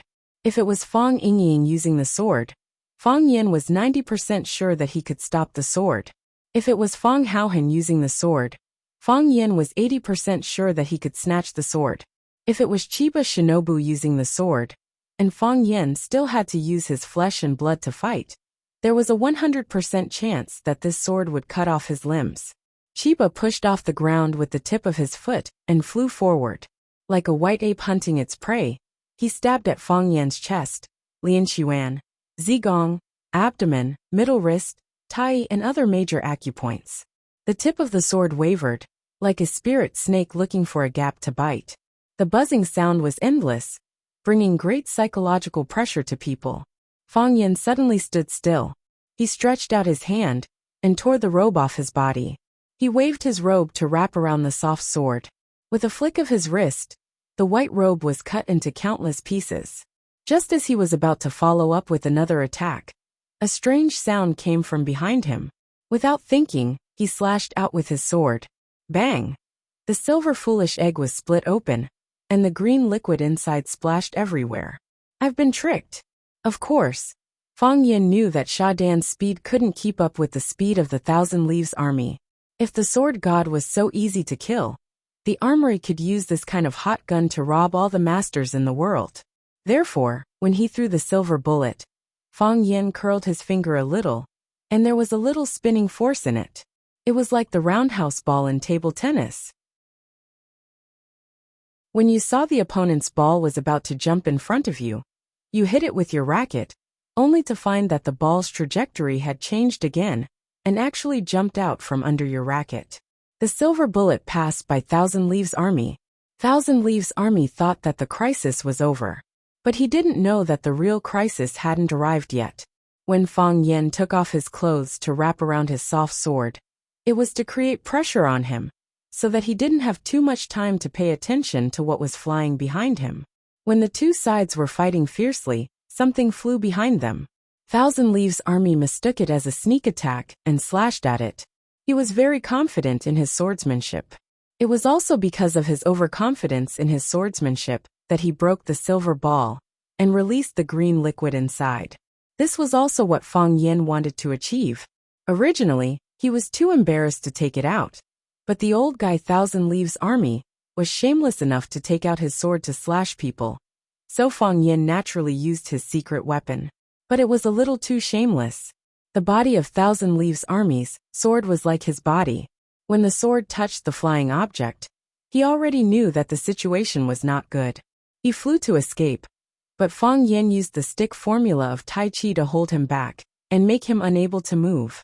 Thousand Leaves Army suddenly used his chi, and the wide-sleeved robe on his body was vigorously peeled off and took the initiative to stick to the green liquid. Most of the liquid was blocked by the clothes filled with chi. After a large area of the clothes was corroded, the liquid fell to the ground. There were also a few green dots that were not blocked by the clothes and landed on Chiba Shinobu's naked upper body. Sizzle! It was the sound of flesh and skin being corroded and burned. As the green liquid entered, the flesh and bones would be burned out, until the effect of the drug completely disappeared. Even Thousand Leaves Army, who was made of iron and steel, looked ferocious when suffering this kind of pain, and his body was trembling in pain. But he didn't say a word.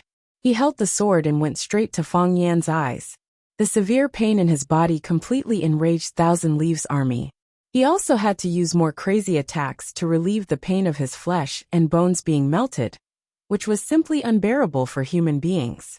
Compared with this kind of pain, the so-called 10 most cruel men of the Qing dynasty were nothing.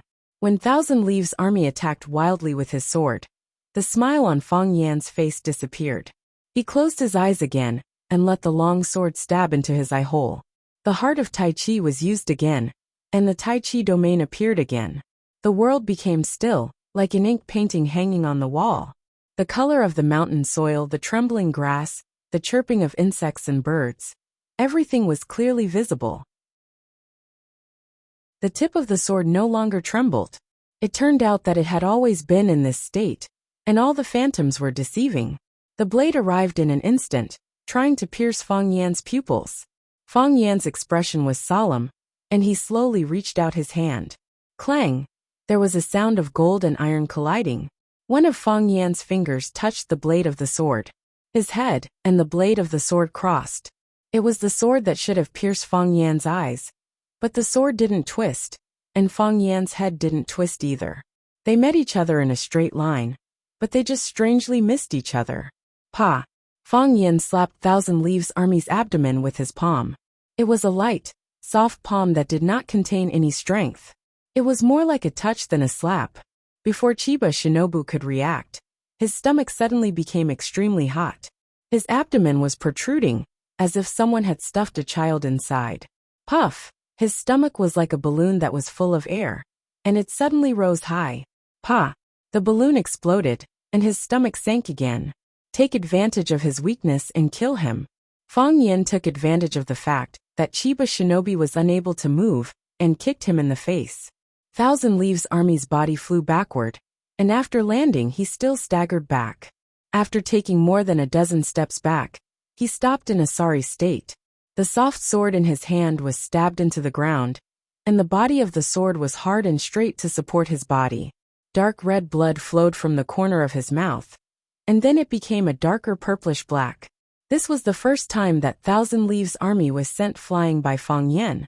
This was also the first time that Thousand Leaves Army bled in front of Fang Yan. Beautiful. An old man in the darkness laughed. This kid is interesting. He fights with strength and uses skill. He only uses skill and doesn't use strength. He looks like a sissy. If he only uses strength and doesn't use skill, he's just a brute. He'll never be able to achieve anything great. Old thing, don't you know shame? This kid used a bomb to blow people up. This is a sneak attack. It's a shame to be associated with him. What do you know? That old guy doesn't use a sword? That's a cold weapon. Cold weapon my ass. Go and touch the sword in his hand. I'm afraid it's hotter than burning coals. Fang Yan smiled happily and said, Look, no matter how many times you beat me, I only want to beat you one last time. You used a bomb, Thousand Leaves Army said calmly. He felt that he had been insulted, that their contest had been tainted. A duel between peerless experts. They've already climbed to such a high place, how could they use a bomb to attack? If Shimen Shui and Yi Guqing finally climbed to the top of the Forbidden City, they would each take out a gun from their pockets and shoot at each other. Just thinking about it made him feel cute. That's my weapon, Fang Yan said. It's the same as the sword in your hand. They're both weapons. Thousand Leaves Army chuckled and said, Is that also considered a weapon used by martial artists in a duel? Of course it is, Fang Yan said. You've never played a game before, right? Some weapons are simple and realistic, like the soft sword in your hand. But my idiot added special effects, so when it explodes, it's cooler. The conflict between ancient martial arts and firearms has been at loggerheads for so many years. Martial artists train their bodies, skills, and chi, while firearms focus on simplicity, efficiency, and speed. You should stick to the path of ancient martial arts. Firearms are not advisable. It will make people slack off, so try not to use them as much as possible, Thousand Leaves Army lectured like an elder. Shouldn't you wait until you're on the verge of death to say these words? At that time, the effect should be better, Fang Yan advised. Thousand Leaves Army licked the blood on the corner of his mouth and smiled gently. It's been a long time since I've tasted fresh blood. I really miss it. You're right, no matter how many times I win, you only need to win one last time. Thousand Leaves Army's figure became illusory, but his voice was still as clear as ever. The last time hasn't come yet, so the winner might not necessarily be you. Before he finished speaking, the tree behind Fang Yan's previous position had been cut in half for no reason. Fang Yan dashed towards the huge rock, and sword marks immediately appeared on the surface of the huge rock. Large and small pieces of rock fell off, but the sword didn't make any sound when it cut the rock. It looked very strange. The sky was filled with Thousand Leaves Army's phantom, jumping up and down as he moved. The sword chi was extremely sharp. It drew a prison and trapped Fang Yan within it, preventing him from escaping. Sword array. The ultimate interpretation of swordsmanship that humans could understand. Chapter 273. They raised their glasses and drank to the moon, forming a trio. Jiang Zhulu didn't use his binoculars to watch the fight on the top of the mountain. Instead, he gave the binoculars to the bodyguard behind him and told him to keep an eye on the situation and report back to him. Jiang Zhulu, Lu Qingming, and Lan Shanggu, who arrived last, drank and chatted merrily as if they were on a vacation in the wilderness. Because Lan Shanggu joined, Jiang Zhulu and Lu Qingming couldn't talk about cooperation. The businesses of the three were related and competitive, so they weren't afraid of not having a common language. 3 of the 4 prodigies of Huaqing are here today. This is really fate. Lan Shanggu laughed and said, "How many years has it been since the 4 prodigies of Huaqing gathered together? In my memory, the 4 prodigies of Huaqing have never really gathered together, right?" Jiang Zhulu asked back. "Old Mei is so boring. He stays in his room all day and doesn't come out. Who knows what he's busy with?" Lan Shanggu complained loudly. "That's because his name is Mei." Jiang Zhulu laughed and added, "The 4 prodigies of Huaqing in the eyes of bored people were Jiang Zhulu of the Jiang family, Lan Shanggu of the Lan family, Lu Shu of the Lu family, and Mei Yingxue of the Mei family. Apparently, Mei Yingxue didn't like this name and thought it was too feminine, so he changed his name to Mei. Mei was actually quite interesting. He went into business and became a business genius. He went into painting and became a painting genius. He went into antiques and became a collector king. He went into dragonflies and became the most famous dragonfly research expert in the country. Oh right, his research on snakes and bears was also very profound. He published many influential papers both at home and abroad. No one knew what he was researching now. They only knew that the last paper he published was related to body fragrance. So everyone knew that he was researching women's body fragrance. He rarely appeared in public. The only time he made a grand appearance was when he was 18 years old, and the Mei family held a banquet for his coming-of-age ceremony. Because of his handsome appearance, he immediately captured the hearts of countless young ladies. Therefore, Mei Yingxue, who only appeared once, instantly became one of the 4 prodigies of Huaqing, and the most mysterious existence. Thinking about it made people feel a bit unsatisfied. Lu Qingming's expression was calm, but his mood was unusually excited. Lan Shanggu said that 3 of the 4 prodigies of Huaqing had arrived today. Did that mean that he had already become one of the 4 prodigies of Huaqing? Would he truly be accepted by these top-notch young masters of Flower City? He knew that as long as he didn't make any mistakes, he would definitely be able to replace the willow tree. However, the 4 prodigies of Huaqing not only had to have deep connections, they also had to have the ability, the means, the intelligence, and the looks. There was no need to mention Mei Yingxue. That sissy was ridiculously beautiful. Jiang Zhulu was refined and scholarly. Lu Shu was free and unrestrained. Lan Shanggu was valiant and ferocious. They were all the best men in the world. Now, would he be able to keep pace with them? Lu Qingming acted as if he didn't care about that kind of thing at all, and said with a smile, "Good looks always have an advantage. I wonder what that person from the Mei family is researching right now. Who cares?" Lan Shanggu shrugged indifferently. "We'll know when he publishes his research paper." Jiang Zhulu laughed and said, "He is a wonderful person." Lu Qingming pointed to the top of the mountain and said, "Is that person up there not a wonderful person?" "He is," Lan Shanggu said. "He is one of the most wonderful people I've ever seen." Jiang Zhulu looked at Lan Shanggu thoughtfully and said, "Does your Lan family really want to ride on his coattails that much? Besides, your coattails aren't that thick right now. My 2 brothers, let's not beat around the bush in front of honest people. Our Lan family indeed values this project very much. If we can obtain the right to sell the product of the Rubik's Cube technology, with our network channels, it won't be a problem for us to live a few years in peace. So my 2 brothers, please support us." Jiang Zhulu laughed and said, "Support? Of course support. The problem is, what if the Rubik's Cube technology is in our hands? If the Jiang family has the Rubik's Cube, I'll talk to the Jiang family. If the Lu family has the Rubik's Cube, I'll talk to the Lu family. Whoever has the Rubik's Cube, I'll talk to them. I know there are some people who don't like Fang Yan, but our Lan family only cares about the matter, and not the person. We just want to earn some money quietly." Since Lan Shanggu had already stated his family's position, Jiang Zhulu and Lu Qingming naturally wouldn't pursue this issue. They didn't have the right to prohibit the Lan family from doing business with Chaoyan technology. As long as their butts didn't lean towards them, it was fine. The matter of Lan Shanggu entertaining Fang Yan at the Blue Sky Club had already attracted the attention of many people. Come, let's drink. Jiang Zhulu took the initiative to raise his glass and invite them to drink. Good wind, good moon, good brother, we must drink at this time, we must drink. The three of them raised their glasses at the same time and said, we must drink. Chiba Haru felt like she was about to die.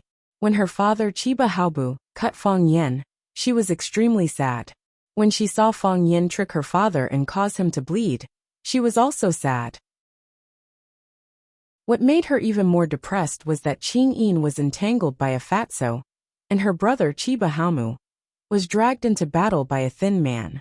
She knew that fatso and that thin man were props used by Mr. Fang during his lectures, and they were also good friends of Mr. Fang.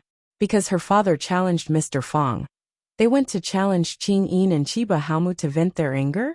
Chiba Haru felt a deep sense of powerlessness in her heart. This was Huaxia, where there were many talented people and experts. Was it really worth it for her father to do this? He wanted to make Japanese kendo famous. He wanted to pave the way for Japanese martial artists. He wanted to pursue the supreme kendo. But Lord Father, this was Huaxia. If you challenge one person from Huaxia, there will be 100 people from Huaxia standing up. They bully your disciple, humiliate your son, kidnap your daughter. There are too many of them, and they are too powerful. Even if you defeat teacher Fang Yan, do you really win this competition? What? You don't want to accept it? Seeing the sadness on Chiba Haru's little face, Phoenix smiled and said, but this is really difficult for you. On one side is your father, and on the other side is the teacher you like. If you have to choose one, it will really be very painful. But in the end, you will choose your father, right? Yes, Chiba Haru said. I hope that my father can win this competition, because he has given up everything for this competition, and the only thing left is to win. But that's not why I'm not satisfied. Then why are you not satisfied? Phoenix asked. In the short time they spent together, she realized that this little girl was very intelligent and insightful. She was not like an ordinary high school girl. I'm not satisfied that Huaxia is too big. I'm not satisfied that there are too many Chinese. I'm not satisfied that your land is fertile. I'm not satisfied that your resources are vast. I'm not satisfied that you have thousands of years of cultural heritage. I'm not satisfied that you have too many experts. My father can only challenge teacher Fang Yan, but his two friends went to challenge my younger brother and my father's disciple. And you, and those experts hidden in the dark, who among them dares to challenge? We humans are all God's people. Why is God so biased towards you guys? Can God really see all of this? Phoenix chuckled and said, this is Huaxia. This is the Huaxia. We can look down on others. Others can't ignore us. We can challenge others. Others can't provoke us. We can bully others. Others can't take revenge on us. Not satisfied. Not satisfied. Come and hit me if you can. Chiba Haru felt that there was nothing more to say to this crazy woman. Phoenix patted Chiba Haru's head and said, actually, you can also become a Huaxia person. For example, you can marry a Huaxia man. No, I'm Japanese, Chiba Haru said with a determined expression. Fang Yingying was the fastest fatso in the world. Of course, that was what he thought. However, Fang Yingying was indeed good at speed. His body size was inversely proportional to his fat body size. When he and Qing Yin unleashed their speed at the same time, it could be said that they were the brightest. The two of them fought with speed. One was a round meatball, but his attacks were extremely heavy. The other was like a black shadow, retracting his hand as soon as it reached out, almost never clashing directly with Fang Yingying. Fang Yingying's consecutive frontal attacks were all dodged by Qing Yin. He was extremely angry, clenching his teeth as he charged towards Qing Yin. This bastard, if you're so good, let me give you a few solid punches. What kind of hero are you running around all the time? Thinking that he couldn't be considered a hero, Fang Yingying felt a bit better. Not everyone could be a hero.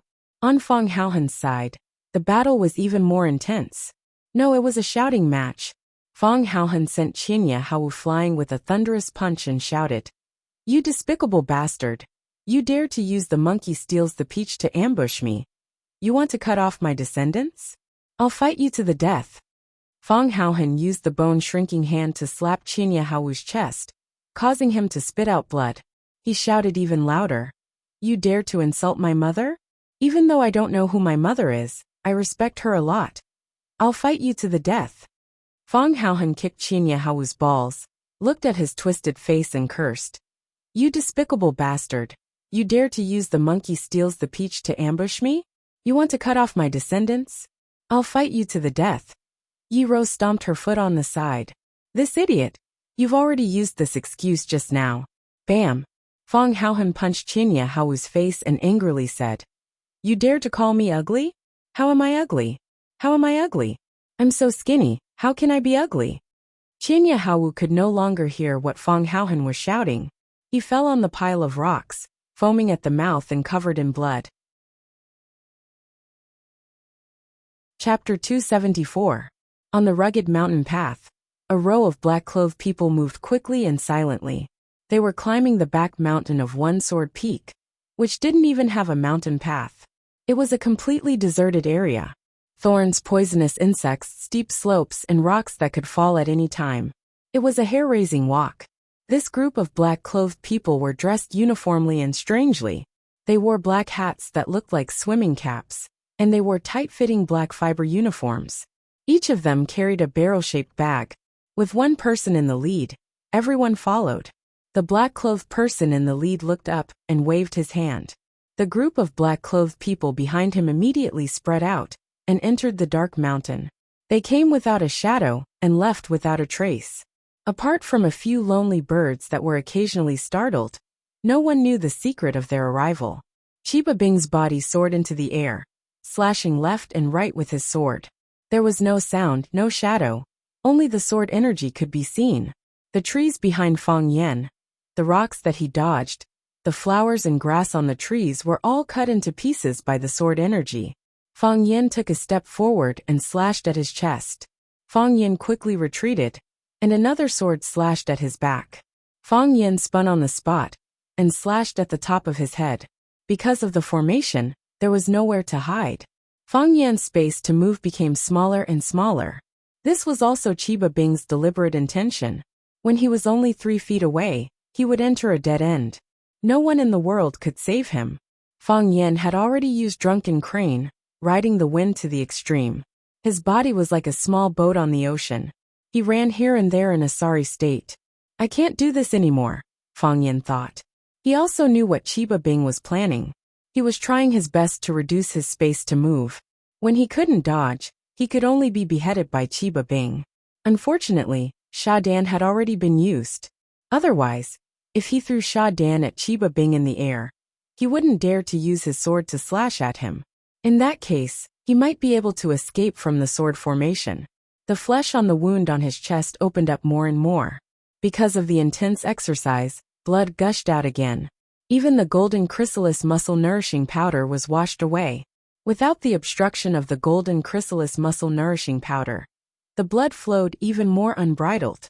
Fong Yan's body was getting more and more tired, and his footsteps were getting heavier. Of course, he couldn't care less at this moment.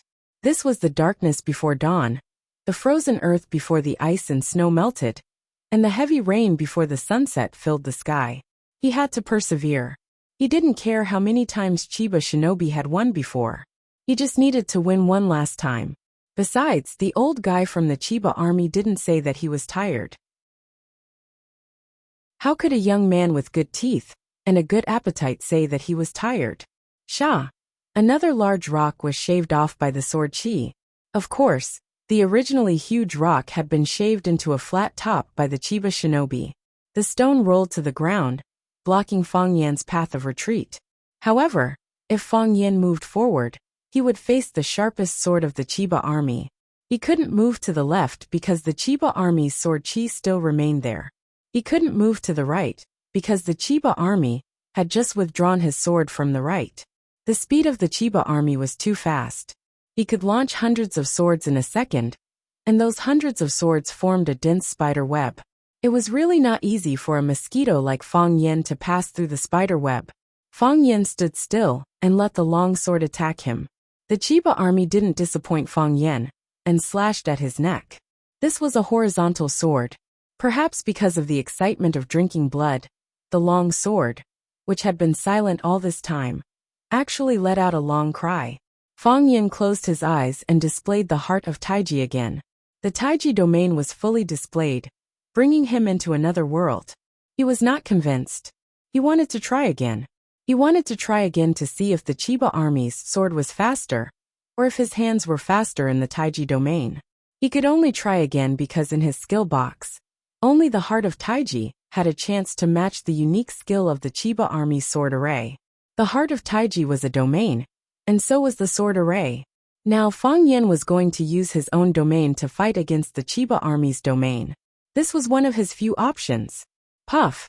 The clothes on Fang Yan's body, which had long been cut into pieces by the sword Qi, burst open, and he blocked the front of the Chiba army. At this time, Fang Yan's upper body was completely naked. Of course, this move was very difficult, so it was recommended not to easily imitate it.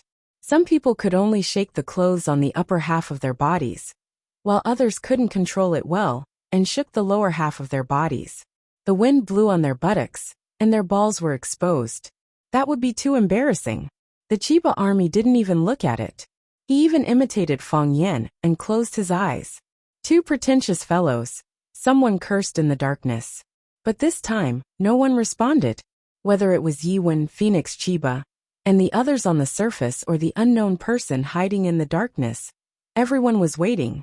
They were waiting for the most intense battle to arrive. Waiting for the peak collision between the successor of Taiji and the Japanese sword god. The Chiba army's body finally appeared in the darkness. His expression was serious, but his hand that was wielding the sword was calm. He had long reached the state of being one with the sword. These swords were his hands, his feet, and a part of his body. No matter how long he used them, or how intense the movements he did, he still had absolute control over them. In Fang Yan's Taiji domain, the Chiba army's face and sword were clear.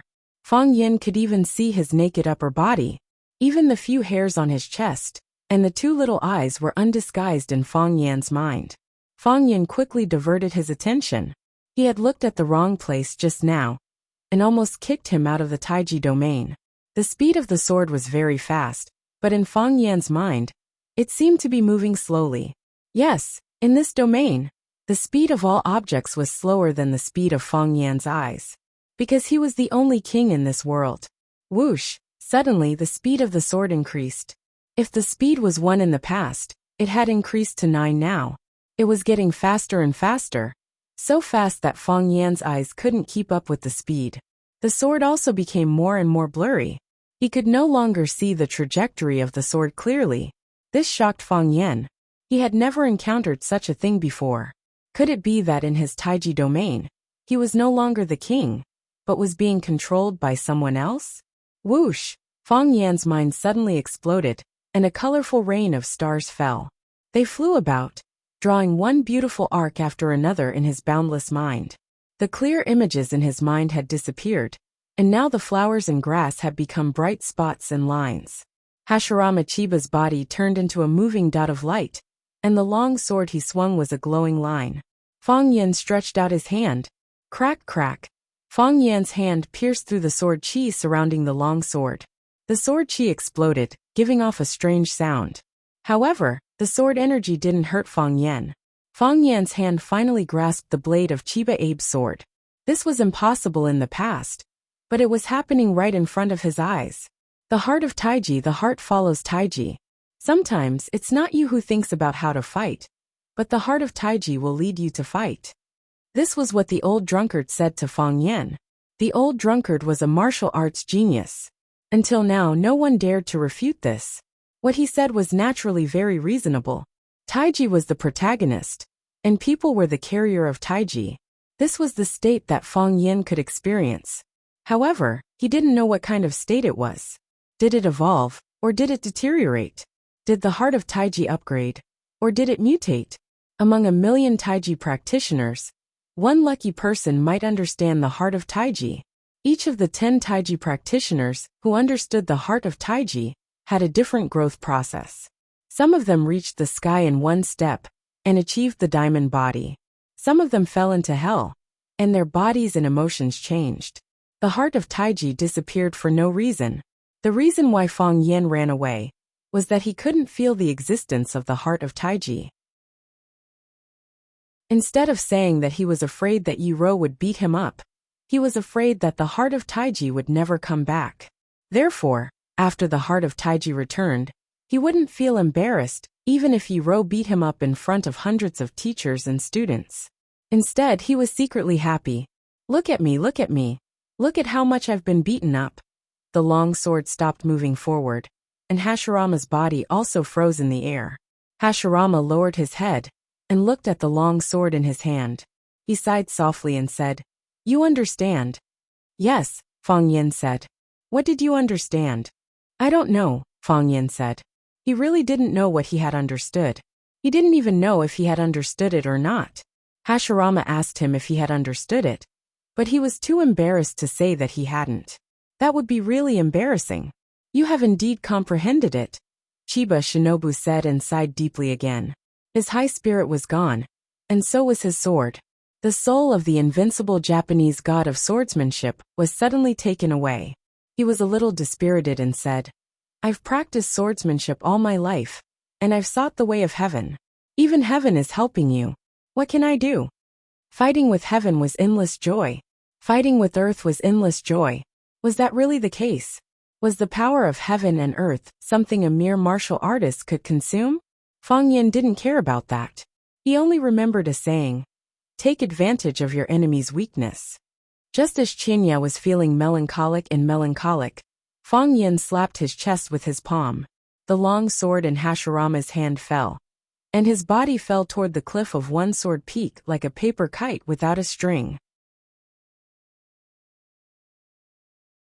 Chapter 275. "Father!" Chibakori cried out anxiously. She blurted out in Japanese. Right now, no one cared whether others could understand her or not. She had witnessed her father being slapped down the cliff of One Sword Peak by Fang Yan's palm. The cliff was so high that she and the woman who kidnapped her had to climb it for half an hour, and they had to start climbing from the middle of the mountain. If her father fell down like that, wouldn't he die?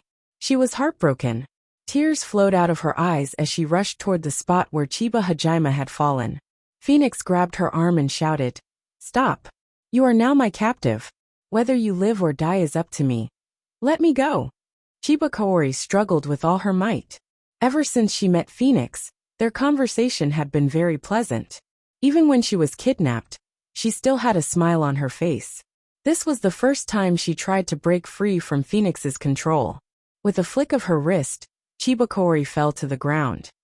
"I don't have tender feelings for the fairer sex," Phoenix said with a cold smile.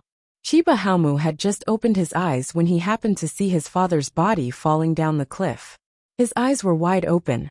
He couldn't imagine how his father had failed. He was the invincible Japanese sword god, the faith of Japanese samurai, and the totem of kendo. How could he have lost? He got up, ignoring the pain in his body, and rushed toward the cliff where his father had disappeared. Qing Yin had already stopped fighting with Fang Yingying. The moment he saw his master, Chiba Hajime, being beaten down the mountain by Fang Yan, he was dumbfounded. He knew how powerful Chiba Hajime was. He also knew how powerful Fang Yan was. Fang Yan, that bastard. Did he use Shadan again? Fang Yingying was also dumbfounded. He was really dumbfounded. He didn't expect Junior Martial Uncle to win. How did Junior Martial Uncle win? Logically speaking, Junior Martial Uncle should not be able to defeat the Chiba army. This kind of thing did not make sense at all. In the beginning, Junior Martial Uncle had offended so many masters with his vicious tongue. Should he and Fang Haohan run away tomorrow or not? Because he was thinking about this problem, he forgot to take the opportunity to deal a harsh blow to Qing Yin. Therefore, it could be proven that he was truly a fool. Qing Yin only snapped out of his daze when he saw Qinya Hao crawling up from the ground and about to jump off the cliff. Using his full speed, he grabbed Qinya Hao, who was about to fall from the sky, and pulled him back. Before Qianya Hao could resist, he slapped the back of his neck, and Qianya Hao fainted again without a sound. They cooperated very well. To be honest, Fang Yan was also a little surprised.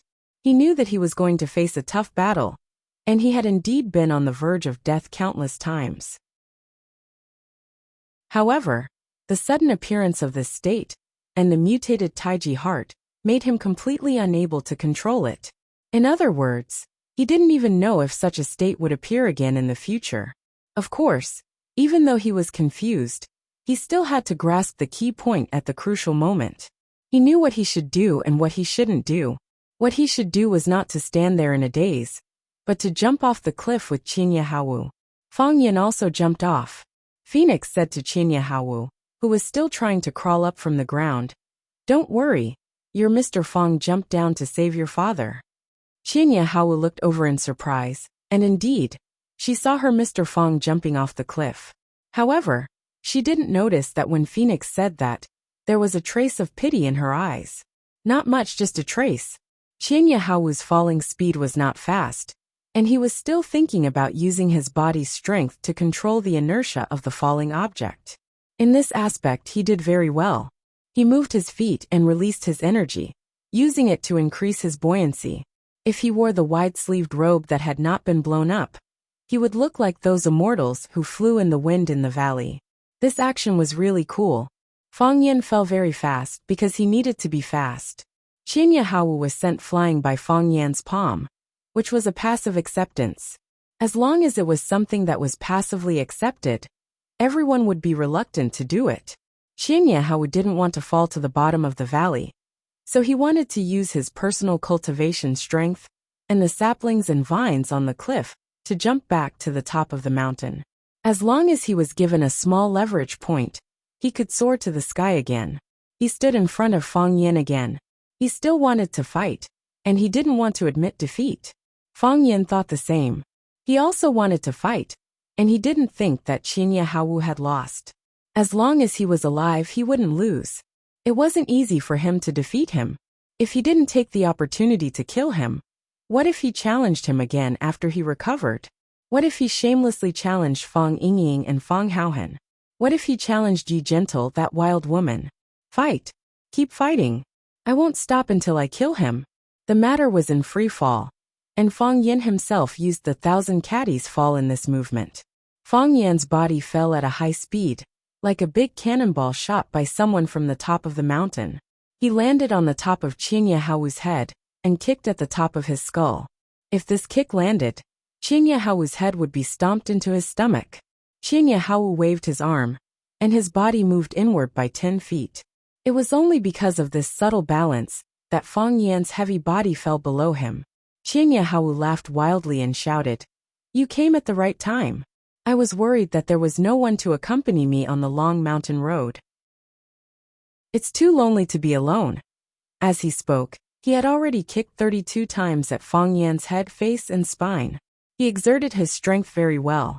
Even though he was doing gravitational movements, he still managed to keep his body above Fang Yan's head.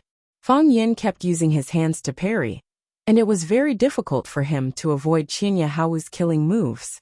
Crack! An extended sapling was knocked down by Fang Yan's body. It was at the moment when his back touched the sapling that Fang Yan's body had already sensed it. He straightened his body and rushed up again with the force of the collision.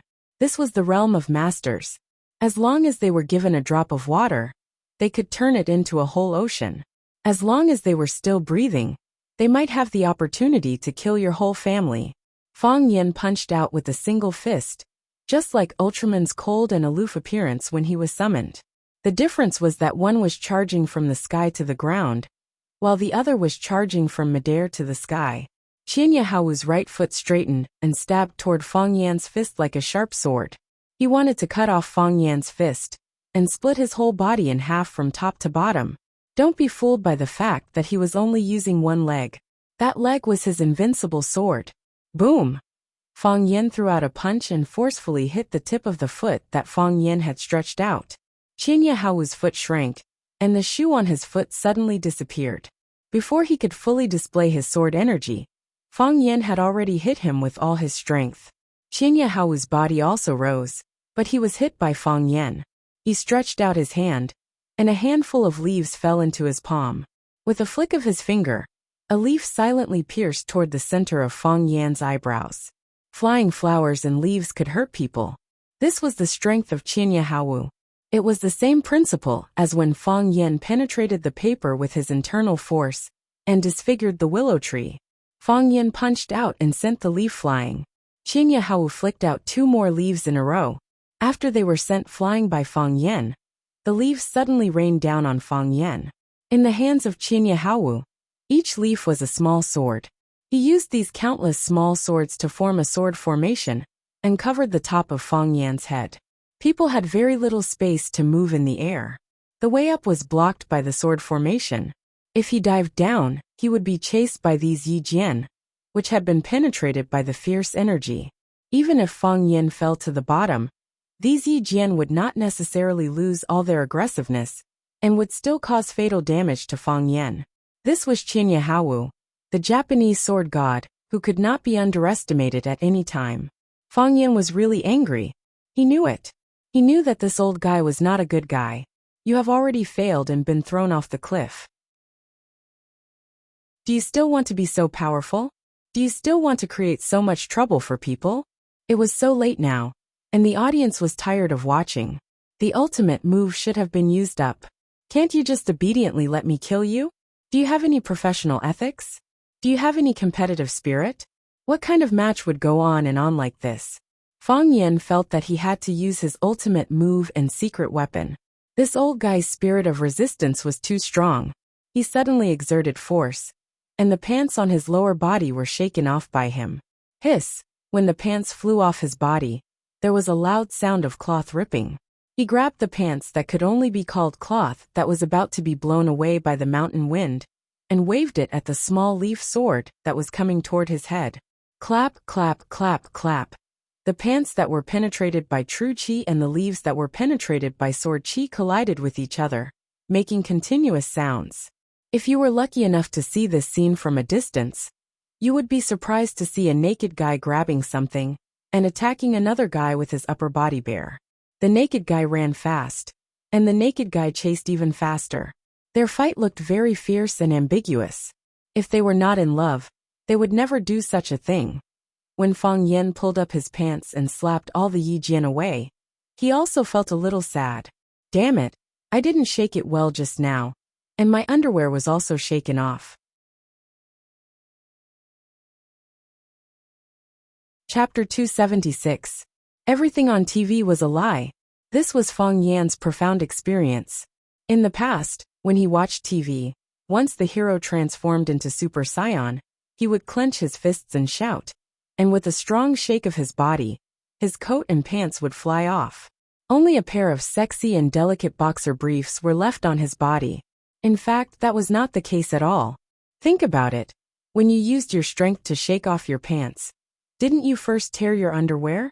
If the underwear didn't tear, how could your body's ki blow up the clothes outside the underwear? I've only heard of hitting a cow across a mountain, but I've never heard of hitting long pants with underwear, right? So you can shake off your coat, but it's very unrealistic to want to shake off your pants and keep your underwear. It was also Fang Yan's first time doing this kind of thing, and he didn't have much experience, so the price he paid was heavy. Originally, the audience on the viewing platform couldn't see the battle on the top of the mountain. Even if they used binoculars, they could only occasionally see 1 or 2 figures. When Fang Yan and Chiba Hiroto were fighting, they wouldn't deliberately run to the edge of the cliff to let them see a few more glances. How could a guy who didn't buy a ticket enjoy such VIP benefits? However, Fang Yan and Chiba Hiroto were fighting naked on the edge of the mountain, which was a feast for the eyes of the guys who were anxiously watching with binoculars.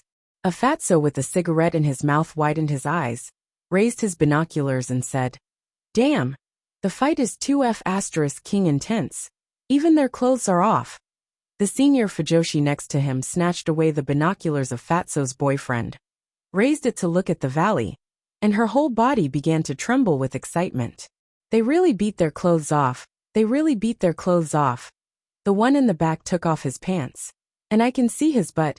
His figure is not bad. Do you think the two of them are having an affair? The love between the god of swords and the grandmaster of Tai Chi. Just thinking about it makes me so excited. There were even more direct women who waved their fists and shouted, "Together, together, together." Many years later, when Fang Yingying told his son about the battle between the king of Taiji, Fang Yan, and the Japanese sword god Chiba Hashirama, he would still describe it in a heavy and hoarse voice. It was a tough fight, your grandmaster's clothes were all gone. But when you say this, can you not look so wretched and smile so lewdly? You'll give the kids bad associations, okay? Otherwise, why would your fat son anxiously ask whether grandmaster and that Japanese sword god lived happily ever after you finished telling the story? Your son has become like this, and as a father, you have to take full responsibility, okay? Of course, Fang Yan didn't have the time to think about how much trouble exposing his, but would bring to his life.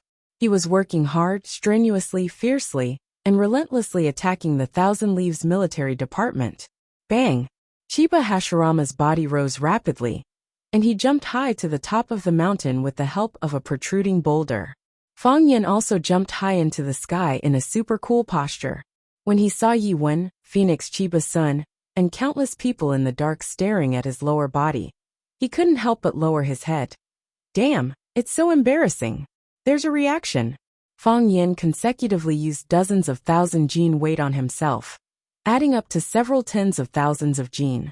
Only then did he manage to press his body down with lightning speed. So in the eyes of the people on the mountain top, this was the scene. The naked Fang Yan jumped up from the valley like a monkey, and the naked Fang Yan jumped down like a monkey. Fang Yingying looked up at the starry sky, sighed softly and said, "Junior martial uncle doesn't like women. Is the Fang family going to have no descendants?"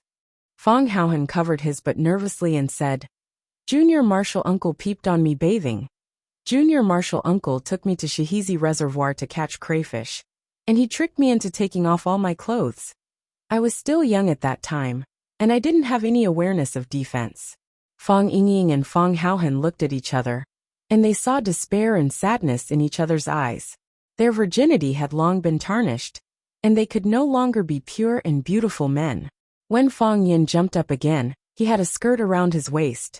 It was the pants he used to swing the leaf sword, and he had an idea to change it into this. Of course, because he used too much force when he took off his pants. His clothes were already torn to pieces, so his skirt looked like a tattered tassel skirt, full of passion and exotic charm. When Fang Yan punched Chiba Hiroshi, his skirt would be lifted up high, revealing his sexy and plump buttocks. When Fang Yan quickly rushed towards Chiba Hiroshi, his skirt would be blown up by the wind, revealing his sexy and straight black hairy thighs. When Fang Yan kicked Chiba Hiroshi, his skirt would also be lifted up by the whistling night wind, revealing, holy shit, he still has a reaction. Every attack represented another exposure. This scene was so beautiful that many people didn't dare to look at it for too long. Of course, Fang Yan's sacrifice was also effective. Boom! He punched Chiba Hiroshi and sent him flying. Pa! He slapped Chiba Hiroshi until he vomited blood. Dong! He was kicked in the crotch by Chiba Hiroshi. Fang Yan sucked in a breath of cold air in pain. This old man had planned for so long just for this attack, right? When Chiba Hiroshi was once again knocked to the ground by Fang Yan, and his body hit the big stone, he completely lost the interest and motivation to fight. He leaned against the rock and looked at Fang Yan, who was standing in front of him, and said, "You have won this battle." "I know." Fang Yan nodded and said, "Can you stand up and let's fight for a while? 10 minutes. 5 minutes is fine. How about 3 minutes? Believe me, I'm very fast. Come, let me help you up." Chiba Hiroshi looked at Fang Yan with a puzzled look and said, "You have already won. I admit defeat in public, and your name will spread to Huaxia, Japan, and even the entire Asian martial arts world. Why do you still want to fight?" Fang Yan was very angry and said, "I don't want to fight, but can I not fight? If you lie here and don't move, how can I slap you to death? Get up and let's fight again. You pretend to punch me, and then I will smash your head with one punch." Chiba Hiroshi smiled silently and said, "You want to kill me? Isn't that obvious? Fang Yin scolded. You see that I'm young, promising, and knowledgeable. So you want to kill me to get rid of a terrifying and dangerous opponent for the Japanese. You have lived for so many years, eaten and drank, and played with everything you want. Not counting the illegitimate children, you even have 2 children. Can't you let me kill you with one slap? You're better than me at this point, Chiba Hiroshi said. I wanted to kill you, and I showed my murderous intent from the beginning. You wanted to kill me, and you only showed a little bit of murderous intent now. T murderous intent. I just wanted to save my life from the beginning, okay? I only wanted to defeat you after I saved my life, okay? I only wanted to kill you after I defeated you, okay? You wanted to kill me from the beginning, but I went through a complicated mental journey and emotional change. You won't understand even if I tell you. Anyway, you have to stand up immediately and let me slap you to death. Chiba Hiroshi laughed wildly. He laughed until his voice was hoarse, and he couldn't breathe. He clutched his chest and coughed violently, and bright red blood flowed from the corner of his mouth. His internal organs had been injured by Fang Yin, and his body was severely damaged. Just now, when Fang Yin knocked him out of the canyon, he had already lost his fighting spirit. The reason why he still fought with Fang Yin for so long was that he was unwilling to accept defeat. He couldn't accept it. He couldn't accept being defeated by a young man from Huaxia. In other words, his road to conquering Huaxia had ended here. But as soon as he took a step forward, his foot was chopped off. Such an encounter made people feel extremely sad and sad. I understand. I understand. Chiba Hiroshi laughed until tears came out of his eyes. He looked at Fang Yin and said, You are really an interesting person. Only such a person can understand the real martial arts. Martial arts is the human nature. As long as people live with spirit, they can reach the peak of martial arts. Until now, I didn't understand. I didn't know what my biggest flaw was. I focused on comprehending the sword and didn't care about the world. But it also meant that I closed the door to myself and the world. Only by entering the world can I understand the world. Only by understanding the world can I feel the 7 emotions and 6 desires of the sword. My emotions are not lacking in ruthlessness or lightness, but they lack a sense of humanity. I didn't lose unjustly. I didn't lose unjustly. The old guy lay there and talked for a long time. Fang Yin was not willing to listen to him anymore. He stood in front of Chiba Hiroshi with his hands on his waist and bare upper body and thighs. He said impatiently, Are you going to get up or not? Don't think that I can't kill you because you are like this. I am a cruel and merciless guy. If you don't believe me, you can ask around. Children can stop crying at night just by mentioning my name. Whoosh! Chiba Hiroshi flicked his finger, and a small stone flew toward Fang Yan's crotch. Crack! With the sound of cloth ripping, the small cloth skirt around Fang Huahua's waist came off, and was blown away by the wind. Fang Yan stood where he was for a few seconds, and then he grinned. You started it this time. Fang Yan dashed forward with his bare buttocks. He punched and kicked Chiba Shinobu, who was lying on the ground. Cloud-piercing palm, cloud-collapsing fist, monkey-plucking peach, black tiger gouging heart, beast somersault 360 degrees Tokyo Tower. Chapter 277. Some people say that happiness is not because you get too much, but because you care too little. Fang Yan had long wanted to drag the guy who said this out and beat him up. It was easy to say, but if someone took off your pants and exposed your butt in front of everyone, would you not care and pretend that nothing had happened? I hate it when people act cheap. Fang Yan felt someone patting his butt. Oh, it was the wind. Fang Yan felt someone pulling his arm. He turned around abruptly and saw Chiba Kaori standing timidly behind him. She was helpless and pitiful. She said, Mr. Fang, please don't beat my father anymore, okay? Fang Yan felt a headache coming on. When men were fighting, women should not be watching at the scene, should they? He kicked Chiba Kaori and said, Your father wanted to kill me, so it's natural for me to kill him now. Am I right? Yes. Chiba Kaori nodded. But he has already lost. He has already admitted defeat to you. Mr. Fang, my father is a proud man like you. He would rather die than admit defeat. However, he admitted defeat to you. Can you let him go? Don't humiliate him like this anymore. Although he was defeated by you, please give him a little bit of a martial artist's dignity. All martial artists should be respected by others. Isn't that the case? You said in class that anyone who becomes the most powerful person in his own field and makes a special contribution should be respected by others, even if that person is a thief. Fang Yin could not help but nod and said, "You're right. I am indeed an iron-blooded man who would rather die than admit defeat. Otherwise, I wouldn't have accepted your father's challenge. I can see that your father is like me. No, he seems to have more backbone than me." Chiba Kaori was overjoyed and said, "Mr. Fang, you agree to let my father go? I'm going to kill him and let him have what he wants," Fang Yin said firmly. "I know what people like us really need." As he spoke, he slashed his saber at Chiba's neck. Thump! Chiba-sun threw herself onto her father and used her frail body to shield Fang Yin. She cried, "Mr. Fang, I beg you let him go. He's just a pitiful old man who failed. He can't go back. He'll only be criticized and mocked by countless people when he returns. He has nothing left. He can't die because he's the husband of a woman and the father of 2 children. Mr. Fang, I know you're a kind-hearted man. You've never taken the initiative to hurt anyone. You've always been passively accepting challenges from others. You're refined, knowledgeable, and have a strong patriotism. In fact, you and my father are the same kind of person." Chiba-sun turned to look at Fang Yin and begged, "Mr. Fang, please have pity on this old man. Have pity on his daughter. Let him go, please." Chiba Hyunbo's face was swollen, and he was covered in blood. He didn't look like the god of swords anymore. However, he still maintained a calm and peaceful attitude. He reached out to stroke his daughter's hair and said with a smile, "Chiba-sun, thank you for everything you've done for me. This is the first time you've seen me fight with someone, and I've lost. As your father, I feel so ashamed."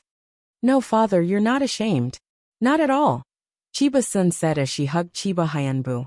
"In my heart, you're not only the Japanese god of swords, but also my idol. As a father, I know you're the best father in the world. You've never criticized me or forced me to do anything. You've given me all your gentleness and love.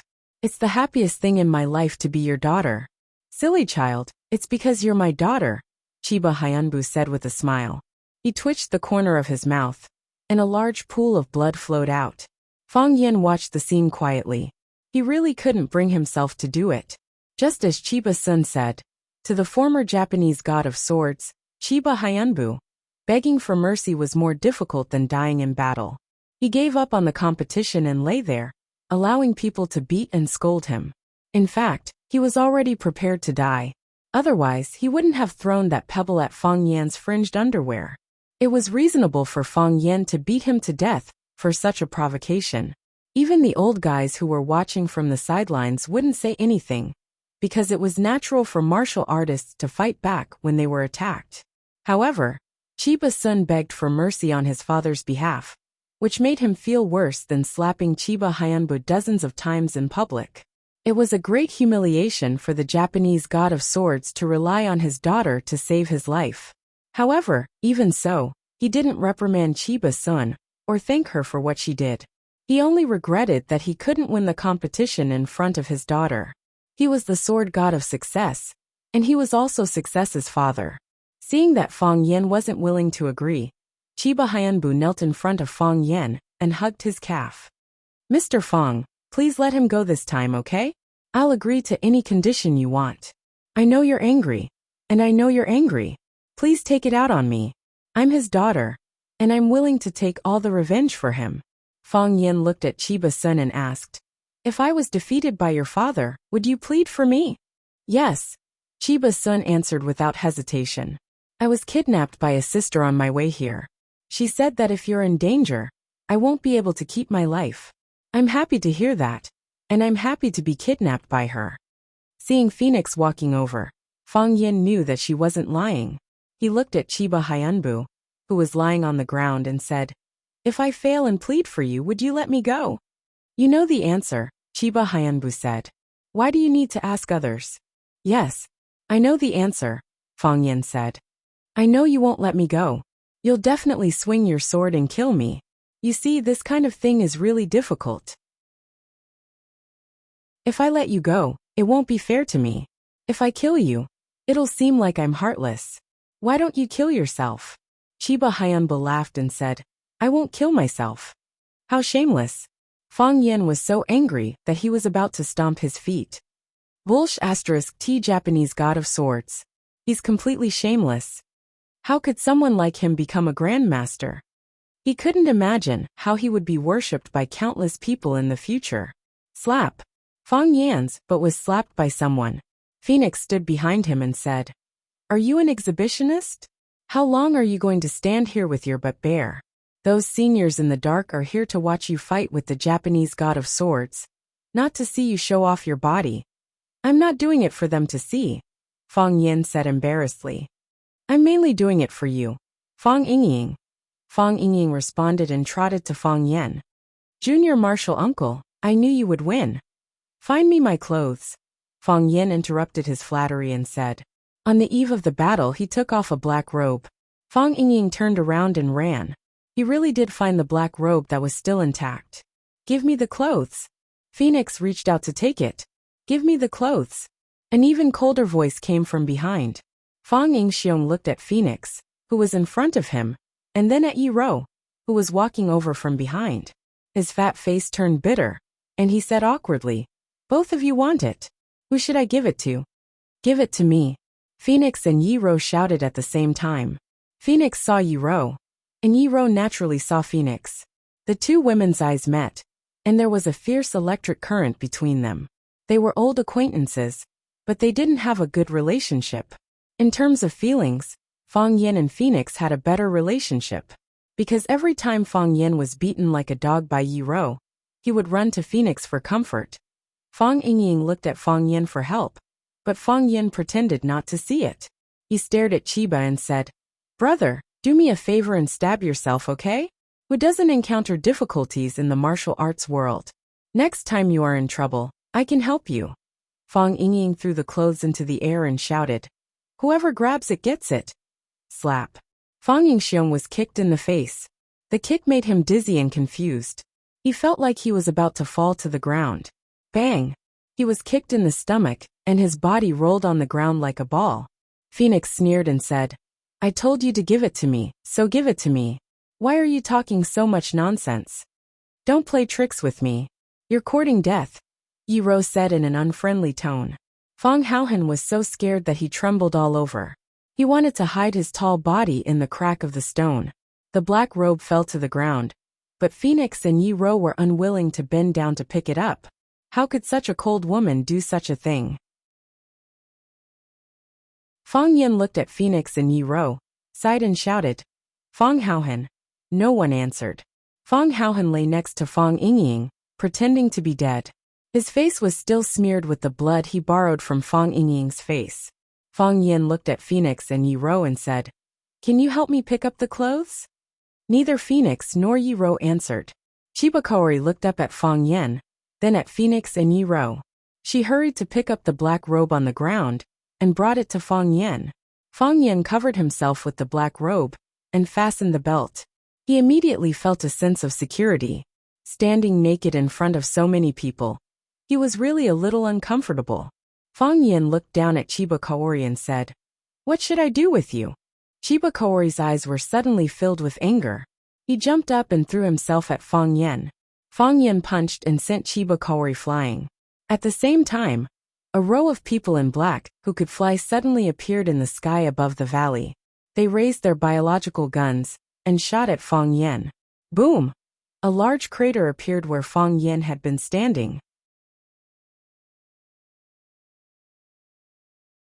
Chapter 278. The attack was too sudden, and the enemy's weapons were too powerful. They wore flight suits and floated in the air, appearing in the sky above the Grand Canyon. They were silent, and it was impossible to guard against them.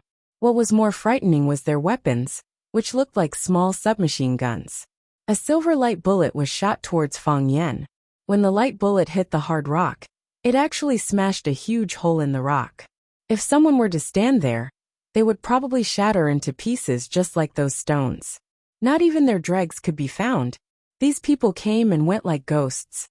They were equipped with advanced equipment, and they used a killer move as soon as they appeared. This made Fang Yan extremely angry, because from the weapons they used and the way they did things, he could determine the enemy's identity, the military armory. Only the military armory could do something like this. Were these bastards going to fight to the death with him? I eliminated evil for the people, won glory for the country, and look so cute. What right do you have to do this to me? Before Fang Yan could roar in anger, the second shell flew towards him. Fang Yan quickly rolled and ran forward with all his might, because the area of effect of the bomb was too large, and after the explosion, there would be green corrosive substances splashing everywhere. If he ran a little slower, it might blow off a leg and tear off a piece of skin. Fang Yan had just experienced a fierce battle. He was exhausted and seriously injured. He really couldn't take such a heavy injury. Most importantly, these people who used Shadan were not stupid at all. On the contrary, they were quite smart. More than a dozen people in black lined up in the sky, each holding a black submachine gun, and shooting towards the top of One Sword Peak. They cooperated well, and the shooting frequency was also carefully planned. If the top of One Sword Peak was described as a large square array, then two black-clothed men would shoot the silver bullets at the first square, and then the other two black-clothed men would shoot the silver bullets at the second square. The third and fourth groups would do the same. Each square was the maximum explosion range of the bomb. When the first group finished shooting, the second group would take over. The third group would be responsible for reloading. The fourth group would shoot without mistakes, and the fifth group would shoot accurately. Their artillery fire blocked the entire One Sword Peak. Not even a mouse could escape. This was an extermination operation to make Fang Yan and everyone on One Sword Peak stay. Boom, boom, boom. The sounds of explosions rang out incessantly. After a round of artillery fire, the summit of the One Sword Peak was blasted into countless craters. It was like the surface of the moon photographed by a satellite. When the first shell was about to hit the ground, Fang Yan sent Chiba Hajime flying. Chiba Hajime was quickly carried away by Phoenix. This bandit was quite attentive to his hostage.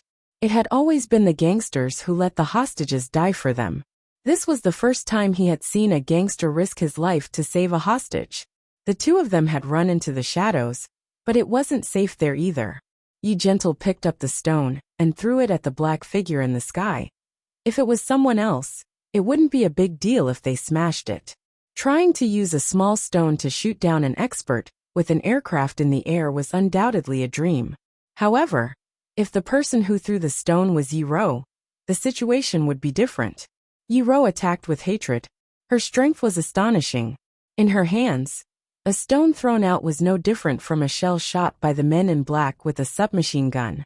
It was just that there were no explosions or special effects. Because she was too fast, and the stone was flying too fast. No one could hear the sound of the stone flying until it reached the target. Bang! The stone hit the black-clothed man's body. The man screamed and died tragically. There was a big hole in his chest, which was wearing a special bulletproof vest, and the bones in his chest were all broken. The submachine gun in the hands of the man in black stopped firing. His body was carried by the aircraft and drifted in the sky like a ghost without a master. Everyone disperse and be careful. Seeing that one of his team members was killed by a stone, the captain of the flight team warned in a low voice and gave the order. The black-clothed men immediately broke up their formation and headed towards the summit of One Sword Peak in pairs. With another round of artillery fire, they would be able to blast the entire One Sword Peak into a wasteland. After Yi Ro threw the first stone, she didn't wait for its final result. When the man in black screamed before he died, she had already picked up two more stones and threw them at the other two men in black in the air. Burst fire. Bang. Only one sound was made, but two people were hit at the same time. One's head was smashed by the stone, and blood splattered everywhere. The other one was even more unlucky. His armory was hit by the stone. Boom. The body of the man in black exploded in the air. Countless pieces of flesh and blood flew in the air. The captain of the flight team quickly dodged, but his back was still hit by something. His back was the flight bag of the aircraft, so it helped him block some of the attacks. However, this still made the captain furious. He shouted, "Kill them all, kill them all." As he spoke, he held the submachine gun and fired at Yiro's position. He saw how powerful Yiro was and knew that she was the culprit who caused them to lose 3 of their fighters. In the blink of an eye, they lost 3 trained pilots. This made him feel like his heart was bleeding. He only had these few good seeds, so he couldn't give them up so easily. Otherwise, his position as the captain would be over, and he would be dead when he returned. Hearing the captain's angry roar, the other team members desperately rushed to the top of the mountain. Idiot! Every time a team member died, a red star would be destroyed on their silver shield. This was just the beginning, and they had already destroyed 3 red stars. This meant that 3 of their team members had left the team forever. They were both angry and afraid. No one wanted to be the next unlucky person. If they didn't want to be killed, they could only kill. If they ruthlessly killed the other party and completed the mission as quickly as before, they would be safe. Rumble, rumble, gunfire rained down, and the rumbling sound was endless. On the viewing platform, the audience who didn't know what was going on looked at the top of the mountain in confusion and said, "What's going on? Why do I hear thunder?" "It's not thunder, it's Tai Chi Master Feng Yan and the Japanese sword god sparring. They are using their ultimate moves at the same time. One is using the Tai Chi turtle wave technique, the other is using the Japanese ninja technique. There's someone in the sky, look, there's someone in the sky." Laojun Pavilion. Jiang Zhulu raised his binoculars and looked, and his expression became ferocious. He looked at Lu Qingming and Lan Shanggu who were sitting in front of him and said, "Brothers, looks like we have to leave first. What's going on?" Lan Shanggu took Jiang Zhulio's binoculars and looked, then said, "Someone wants to kill us all? Don't tell me they want to put shit on us 3 brothers? What a good move." Jiang Zhulu smiled and said, "Those people are so ruthless, we can't stay and clean up their mess." Lu Qingming also took the binoculars. This was the first time he looked at the top of the mountain with binoculars. After a few glances he said, "Who are those people? They're so ruthless. They didn't just want to kill Feng Yan, right? But, since it's like this, it's probably too late for us to leave now, right?" "Who knew this would happen?" Lan Shanggu smiled bitterly. "If I knew this would happen, I wouldn't have come." Jiang Zhulu looked at Lan Shanggu with a smile and said, "Brother Shanggu, if Feng Yan really couldn't go back today, wouldn't it be easier for you to do business? Lu Chaoga isn't an easy person to negotiate with." Lan Shanggu shook his head and said, "If Feng Yan died, Lu Chaoga would be a toothless tiger. Other than having a fierce temper, what's the difference between him and a big cat?" Jiang Zhulu smiled and said. Lan Shanggu looked at Jiang Zhulu and said, "Even if Feng Yan can't go back tonight, isn't there an even bigger tiger standing behind Lu Chaoga? That tiger is a real tiger. That tiger is too far away from us. Unless Lu Chaoga moves his company to Beijing, as long as he stays in Huaqing, he can forget about leaving us brothers to get rich. This is the rule, no one can come." Jiang Zhulu, Lu Qingming, and Lan Shanggu looked at each other and laughed. A new alliance of benefits was formed. At the very least, at this moment, everyone present seemed sincere enough. If something happened to Feng Yan, Jiang Zhulu, Lan Shanggu, and Lu Qingming would all be suspects. If Feng Yan were to die, it would be the end of everything. Other than Feng Yan himself, no one else would come to seek justice for the group of dead people on the mountaintop. However, if Feng Yan didn't die, then things would be even worse. Who would Feng Yan suspect? They wanted to leave, but they couldn't. If they left in a hurry, wouldn't it make people suspect that they had a guilty conscience? Smart people like to complicate things, so what they had to do was to simplify things as much as possible. Jiang Zhulu clicked his tongue and said with some pity, "This fireworks show is even more exciting than the battle just now. It's a pity that there's no wine to accompany the meal. What a pity." Jiang Zhulu had already finished all the wine he brought, and the show was over. It was time to leave, but he didn't think that there would be another competition now. Clearly he wasn't satisfied. Lu Qingming thoughtfully looked at the sky above his head and said, 9 out of 10 things don't go as one wishes. Who can be perfect? I always feel that we have enough.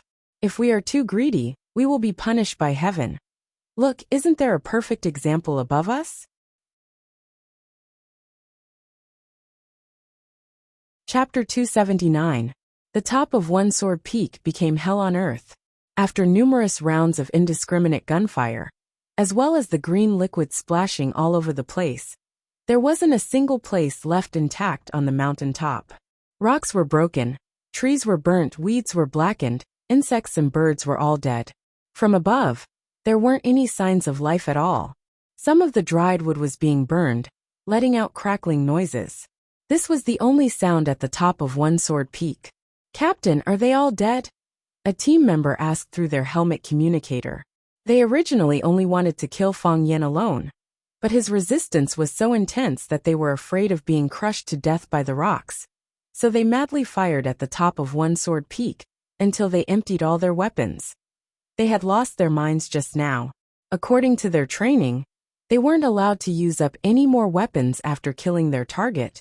They were supposed to keep at least 20% of their weapons for emergencies. This was the first time they'd ever done something like flattening an entire mountain in one go. Who told them to face a bunch of freaks that could fly around and shoot down airplanes with rocks? It should be. The captain cautiously scanned his surroundings, then finally made his decision and said, "They're all dead." The captain gestured with his hand and ordered, "Retreat." The team members received their orders and prepared to dive down. At this point, something unexpected happened. A rock whistled towards the back of a black-clothed pilot. The pilot was shocked and raised his shield to block it. Clang! With a dull thud, the black-clothed pilot and his shield were both sent flying by the rock. It wasn't until he flipped a few times in the air that he screamed in pain and fell down into the abyss. "Hurry up and retreat," the captain issued an emergency order. "There's clearly no one here, so why are there still rocks flying towards them?" Following that, a catastrophic scene unfolded. Dozens of rocks were flying towards them. Not just rocks, but also knives, iron lotus seeds, leaves, iron thorns, all sorts of strange objects were flying towards them. "Wait a minute. What's with that string of prayer beads?" "Captain, my aircraft was damaged." Retreat. There's a lot of them. I need to replenish my weapons. The team members screamed out in pain. There were constantly members who were shot down or killed by the flying objects. They had no weapons to fight back. They wanted to escape, but the stones and hidden weapons followed them. The captain opened his mouth and was about to issue a new order when he suddenly found a rope around his neck. Panicking, he piloted the aircraft and prepared to escape. As soon as the aircraft flew over the canyon, a woman in black jumped up with a whoosh. She stepped on her shoulders like a heroine who was riding a flying beast to fight with humans. Yi Wen's short hair danced in the wind. She tied the whip around the captain's neck, and with a slight lift of the whip, the captain had to change direction according to her wishes. The captain felt extremely humiliated, but the rope was so tight that he couldn't breathe, let alone make a forceful counterattack. He took off his leather gloves and quietly reached into his pocket. There was still the last silver bullet. The reason why he kept it was to use it to perish together with the enemy. Now it really came in handy. His arm went numb, and the silver bullet was in the hands of that hateful woman. Yi Wen squatted on the aircraft behind the captain, holding the silver bullet, and asked, "As long as you press this red button, the bomb will explode. Is that right?" The captain's eyes were filled with fear, but he was unwilling to answer Yi Wen. Yi Wen took off the captain's helmet and said, "Let's do an experiment." She pressed the red button and stuffed the silver bullet into the captain's mouth. The rope around his neck disappeared, and the captain felt a lot more relaxed. Even his breathing became normal. He suddenly felt a little hot in his mouth, as if his mouth was getting bigger and bigger. Isn't that my chin?" Boom! The silver bullet exploded in the captain's mouth. The exploded body and the aircraft he was carrying turned into pieces. The entire flying team was annihilated. Some people weren't weak, but they were unlucky. They allowed Fang Yan to fight to the death with the Japanese sword god, Chiba Toyotomi. If Chiba Toyotomi killed Fang Yan, they would retreat quietly as if they had never appeared. If Chiba was injured by Fang Yan or both sides were injured, they would kill and annihilate them when they were at their weakest and most fatigued. What other heaven-defying things could these two patients do? With the help of the most advanced aircraft, they were equipped with the most lethal firearms. With a round of artillery bombardment, even a Zenith Heaven Golden Immortal would be smashed into pieces by them. However, they didn't expect that because of the duel between Fang Yin and Chiba, some Lingnan masters and hermits who cultivated nearby all came to watch.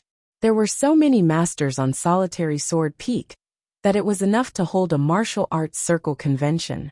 They used submachine guns to kill Fang Yin, which was equivalent to killing all those masters at the same time. These masters were more arrogant and unruly than the other. How could they be willing to be bullied for no reason?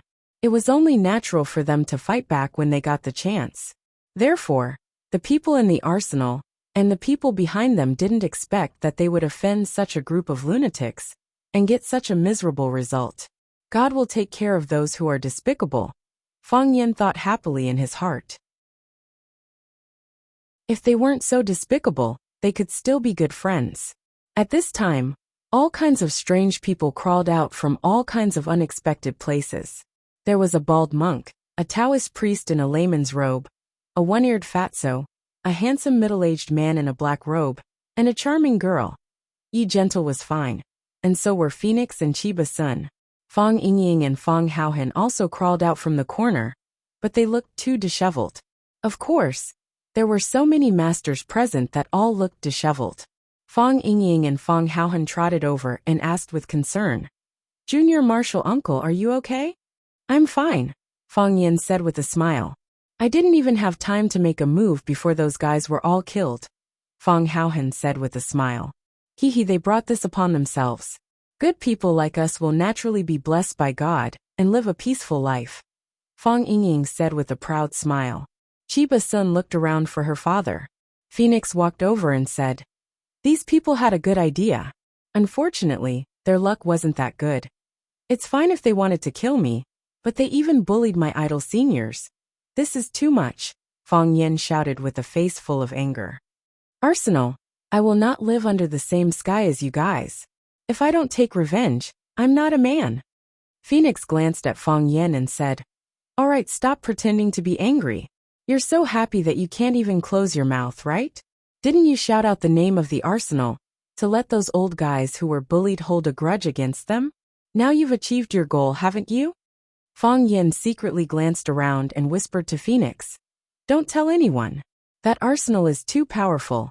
I can't deal with it alone. I have no reason not to do it if I can make a few enemies for them. Besides, they really want to kill everyone on the top of this mountain. I'm not lying. I won't say that. As for whether others will say it or not, I don't know. They have a strong sense of justice."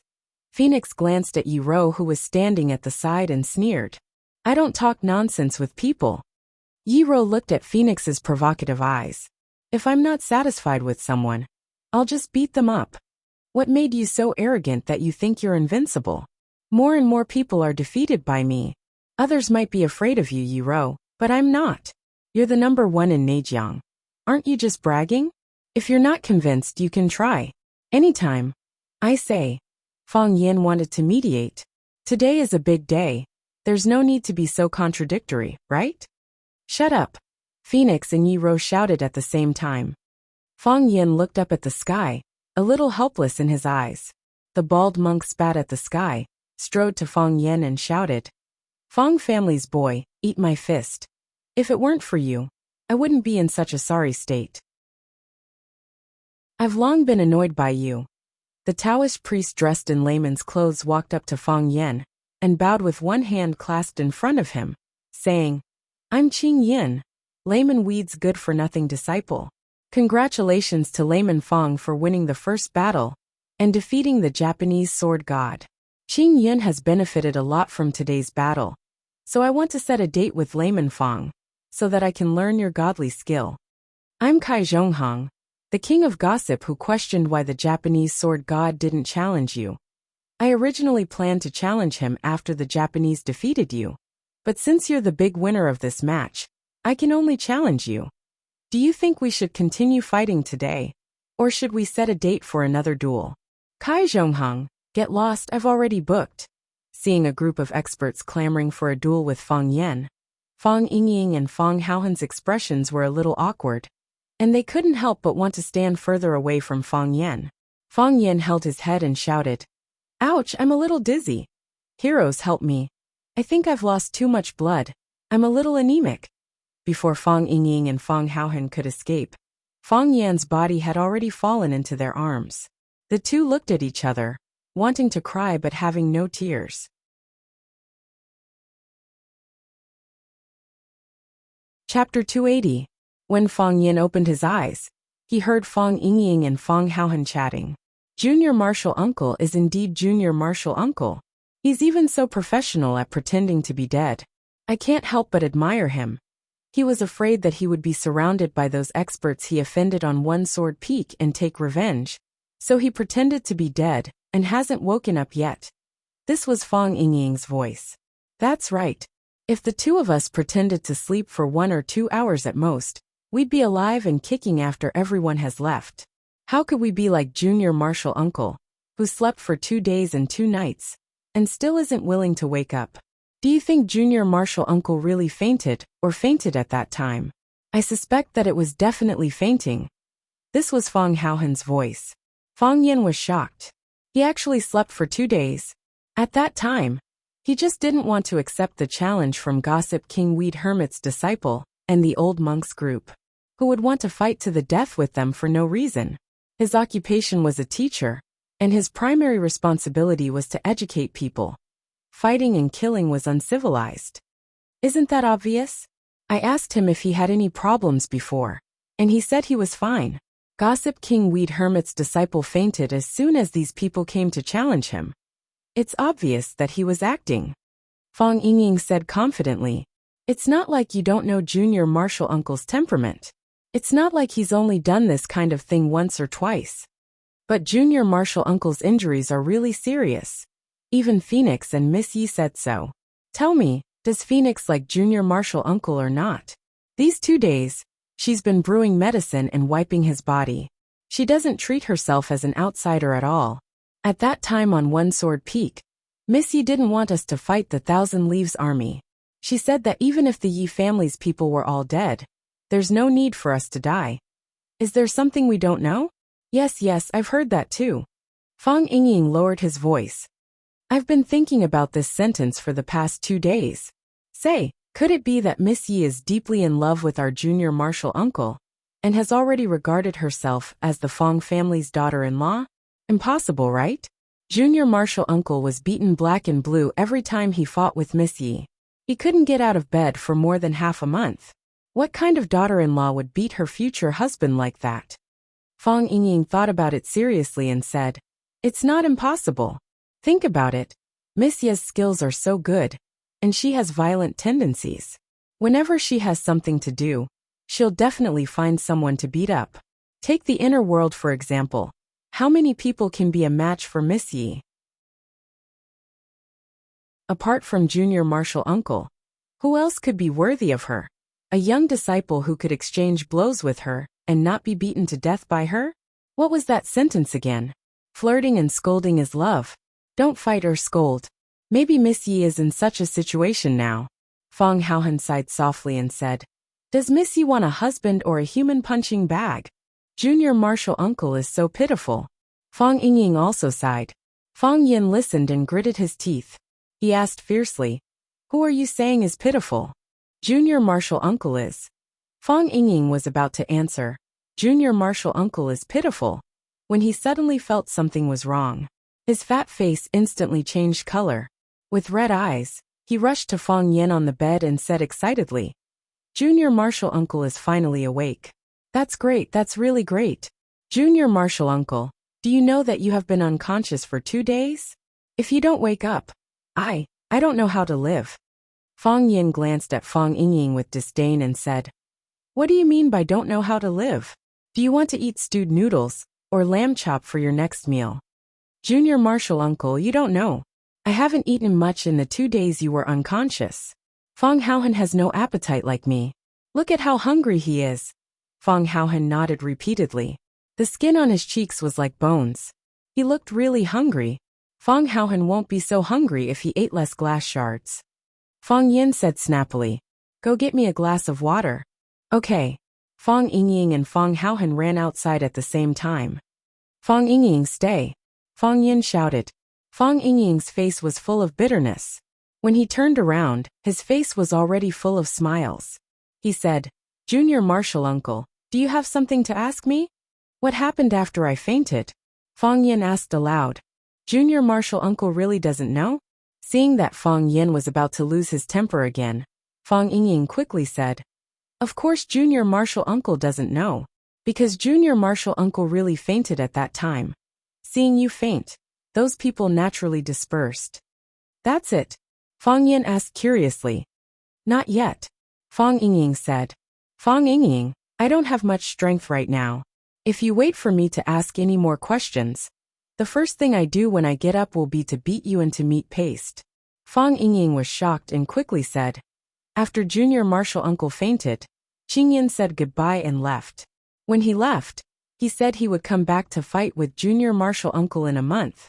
That bald monk snatched the second place and said he would come back to fight with Junior Marshal Uncle 2 months later, so that Junior Marshal Uncle could recuperate and not be slapped to death by him. Kai Zhonghong, the king of gossip, was ranked third. He said don't lose to Qingyan and the bald monk. Otherwise, if he challenged you again, it would be a pity. Fong Yan's eyes were dull and said, I fainted, and they still didn't let me go. That's what I said at the time. Fong Yingying said. Seeing Fong Yan's eyes looking at him, Fong Yingying added, In the end, I was slapped on the head by that bald monk. I wasn't convinced. I originally wanted to fight him for 300 rounds. Stop bragging. You couldn't even last 3 rounds. Fong Yin said. Fong Yingying grinned and said, Great minds think alike. When I saw that I couldn't beat him, I didn't take the initiative to hit him. Can someone like you be considered a hero? My name is Hero. Fong Haohan brought the water over. After drinking a large cup of warm water, Fong Yin felt much better. He asked Fong Yingying and Fong Haohan to help him up. Seeing the gauze wrapped around his chest, he knew it was the work of a girl. He said, This is from the phoenix bun? Yes. The phoenix cleaned your body, stitched your wounds, applied ointment for you. She also helped you shave and dig out your earwax. Where's Yi-Ro? Fong Yin asked. When Miss Yi came, the phoenix was cleaning your body, stitching your wounds, applying ointment, shaving your beard and digging out your earwax. She probably felt that she couldn't find anything to do, so she turned around and left. Fong Yin smiled bitterly and said, Why? Why what? Fong Yingying asked in confusion. What do you know?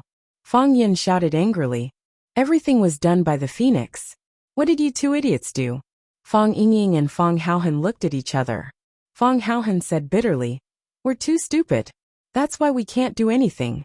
We can only sit there and watch over Junior Marshal Uncle.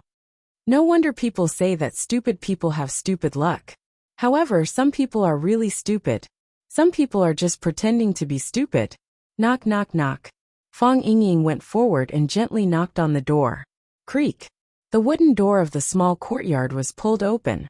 Qingyan saw Fong Yin, Fong Yingying, and Fong Haohan standing at the door. He asked cautiously, What do you want? Qingyan's Huaxia language was still not good. It took a lot of effort to understand what he was saying. Fong Yin waved his hand to tell Qingyan not to be nervous. He said with a smile, I'm here to see your master. Qingyan hesitated. A man's voice came from behind. Qingyan, an important guest is here. Invite the guest in. Qingyan stepped to the side and made an inviting gesture. Chiba Shinobu stood in the courtyard. He was wearing a wide-sleeved robe. His skin was fair. He didn't change much from when they first met. However, Fong Yin could still feel the gloomy and dejected aura from him. He had lost something very important. Domineering. The sword god of Japan, the #1 martial artist in Japan, had lost his domineering aura. This was obviously a very regrettable thing. Fong Yin stood in front of Chiba Shinobu with a trace of pity on his face. Chiba Shinobu laughed. He's just a loser. Why are you troubled, Fong Yin-san? You didn't lose in swordsmanship. You lost in the way of the world, Fong Yin said. Japan is still too small. It will limit your vision and mind, which is not good for understanding swordsmanship. This kind of thing can't be changed by one person. It also can't be changed by the power of a country. Japan once had the chance to rise to the sky in one step, but it failed. Failure is inevitable, Fang Yen said with a smile. You've come to Huaxia. You've stepped on the land of Huaxia. You've seen it with your own eyes and heard it with your own ears. You should know how cohesive and hardworking this nation is. Do you know why we're called the descendants of the dragon? Because our ancestors had such expectations for us. They hoped that all of us would be like dragons. One dragon can turn the world upside down. What kind of power and miracles can 3 billion dragons exert? You'll see it. People all over the world will see it. Chiba gently shook his head and said with a smile, Fang Yen, don't tell me how big your country is. And don't tell me how outstanding your people are. The East Asians are just as outstanding, and they work just as hard. But I'm still not optimistic about its future. The reason why I'm not optimistic is that Japan lacks young people like you. What they lack is not one, but a group, Chiba Shinobu said with a sad expression. If we also have a group of young people like you, who are brimming with talent, hot-blooded, fearless of death, and brave to meet any challenge, our future will be better than it is now. Unfortunately, we don't. If the young are rich, the country will be rich. If the young are strong, the country will be strong. This is the most precious asset of a country. Fang Yen smiled and said, Mr. Chiba, thank you. Thank you for saving me. You have brilliant swordsmanship, and the heart of a warrior that matches it. Chiba Shinobu looked at Fang Yen and said, Fang Yen, promise me one thing. I can't change my nationality, Fang Yen said with a serious expression.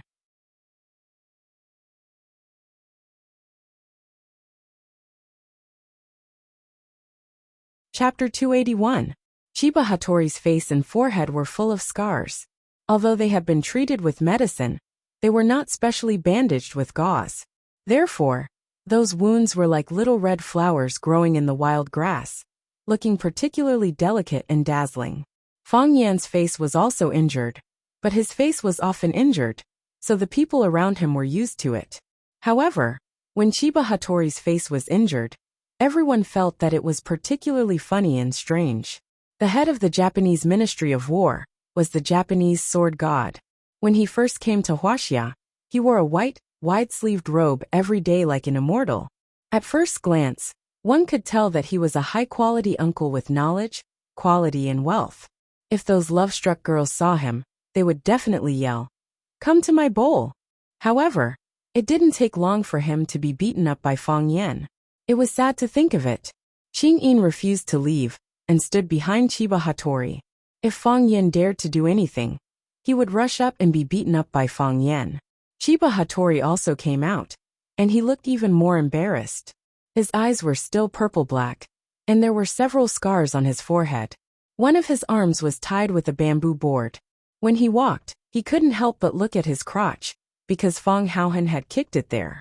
His mouth was puffed up like a frog that might jump up and eat insects at any time. He stared at Fang Haohan fiercely and hatefully. Obviously, Fang Haohan had replaced Fang Yan's position and become his most hated enemy in his mind. Hearing Fang Yan's refusal, Chiba Hattori looked stunned and said, "Why do you think I would make such a request?" Fang Yan looked at Chiba Hattori and said, "People always tell me that a person will pursue what he lacks. You said that your country lacks talented and hot-blooded young people like me, who are not afraid of death and dare to face any challenge. I'm worried that you will ask me to change my nationality and enter Japan. I know that there are some people who gave up their Huaxia nationality to work for you, because they participated in your talent introduction program. However, this group of people will never include me." Fang Yan's memory was still very good. He repeated the words that others had praised him without missing a word. His laughter was clear and bright, like the cry of a crane. He laughed for a while, then looked at Fang Yan and said, "If I put forward such a condition to you, and you happen to be willing to accept it, would you still be the kind of young man I talked about?" Lord Fang Yan, 99% of the things in this world can be sold and sold. Only moral integrity is difficult to value. What kind of moral integrity is it if it can be evaluated? Do you think I have integrity? Fang Yin couldn't help but laugh. Yes, I think so too, Fang Yin said. I just want to ask my international enemy to confirm it for me again. Because my grandfather told me that the person who understands you the most will always be your opponent. Your grandfather is right, Chiba Hirobumi said. Fang Yin looked at Chiba and said, when you suddenly jumped, I thought you hadn't given up, so I sent you flying. Later, when I saw the black shadow in your eyes, I realized that you were trying to save me. I'm very curious. If you wanted to kill me so badly, why did you save me at that critical moment? I wanted to kill you, Chiba said. That doesn't mean I wanted to see you killed. Are you saying that I must die by your hands? At least you shouldn't be killed so shamelessly. You are also a person with integrity, Fang Yin commented. If it were you, would you have saved me? Fang Yin looked around, then lowered his voice and said, I won't hide it in front of you. I wouldn't. Because at that time, I was defeated by you, and my heart was filled with hatred. I was thinking about how to stab you and punch you. If someone else did it for me, I wouldn't blame them for not telling me in advance. Besides, I'm afraid of death. What if you don't like me and finish me off with a stab? If someone helped me create an opportunity, I would definitely get up and run down the mountain. Staying alive is more important. You came to challenge me at this age. When I grow to your age, I will challenge you again. As long as you don't die, we will meet again. Fang Yin grinned and said, of course, if there were outsiders here, I wouldn't have answered like this. I will express my heartfelt gratitude for your noble character and unquestionable integrity, and I will strongly condemn the actions of those who ambushed you.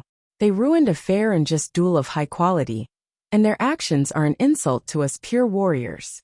You did what you should have done. If it were me, I would have done the same. Isn't this answer more pleasing? It is indeed more pleasing, Chiba nodded. You live more realistically than I do. No, I live more shamelessly than you, Fang Yin said. Many people say that about me, but I have never admitted it. However, you are my savior. I am willing to confess in front of you, because I can't do what you can do. This is where I am not as good as you. So, I am willing to promise you one thing. I hope. Wait.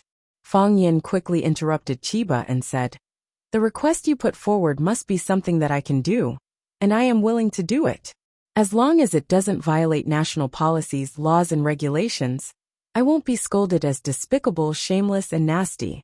I also have a profession as a teacher. Sometimes I have to maintain my personal image. Chiba was stunned for a long time.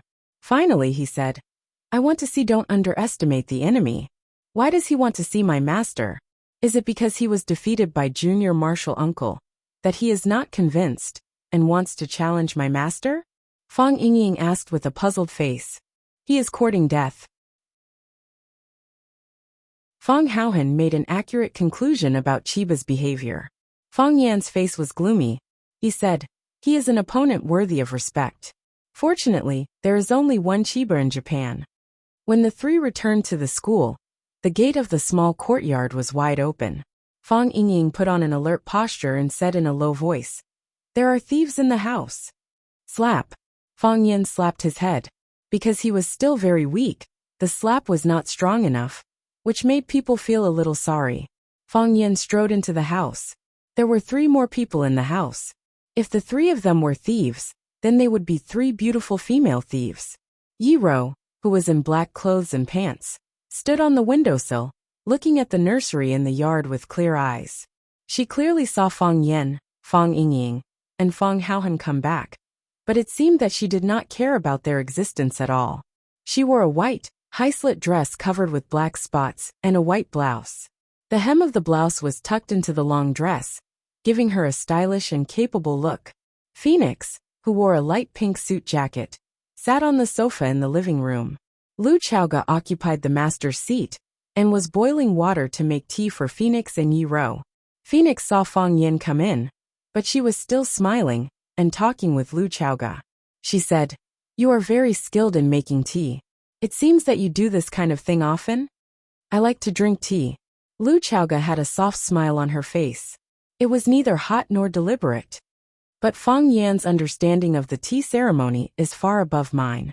When we first met, he He took out the tea I served to him and made clear comments. Later on, we got to know each other better, and I learned even more about the tea ceremony from him. He is a very knowledgeable man. This is very rare in a young man. Phoenix held the teacup in her hands and sipped her tea. She said, Fang Yan does have the habit of showing off his skills. Back in Yanjing, he would often use his strange and unusual knowledge to pick up girls. Of course, he had never succeeded, because everyone in Yanjing who knows him knows what kind of person he is. By the way, Miss Liu, you seem to be very familiar with this courtyard? You know this room as well as your own home. Do you come here often? This is my courtyard, Lu Chaoge said. When Fang Yan first came, he didn't have a place to live, so I lent him the courtyard. Of course, I planted a lot of flowers and plants, and he had to pay me to take care of them. Fortunately, Fang Yan is also very proficient in this area. Under his care, the flowers and plants grew even healthier. Moreover, several pots of plants that were originally showing signs of withering were also brought back to life because of his miraculous hands. Look, those are the spider plants. They are now growing so beautifully. A few days ago, they even bloomed, but now the flowers have withered. Phoenix smiled even more happily and said, 2 days ago, when I was helping Fang Yin wipe his body, I was curious. This kid was beaten up by a wild woman to the point that he didn't dare to go home. He just came to Flower City, and now he has such a house to live in. I can't help but be envious. This kid's luck with women is quite good. Lu Chaoge turned her head to look at Fang Yan and said, Fang Yan is indeed a very good person. He has helped me a lot. Even my life was saved by him. If I can help him with something, I will be very happy. Heavens, you had such an experience? Phoenix asked in surprise. My life was also saved by him. I don't know if he has told you about it, but we are childhood friends. It is not an exaggeration to say that we are childhood sweethearts. It was a snowy winter, and we went ice skating together.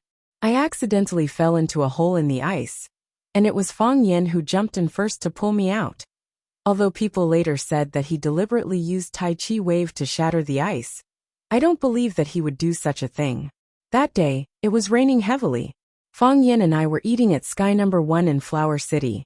When we came out, it was already very late, and the rain was very heavy. Suddenly, a car rushed over from behind. Fang Yan stood at the side and listened. The two women were not stingy with their words of praise for him.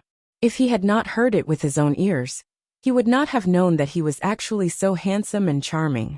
However, Fang Yan did not feel happy at all.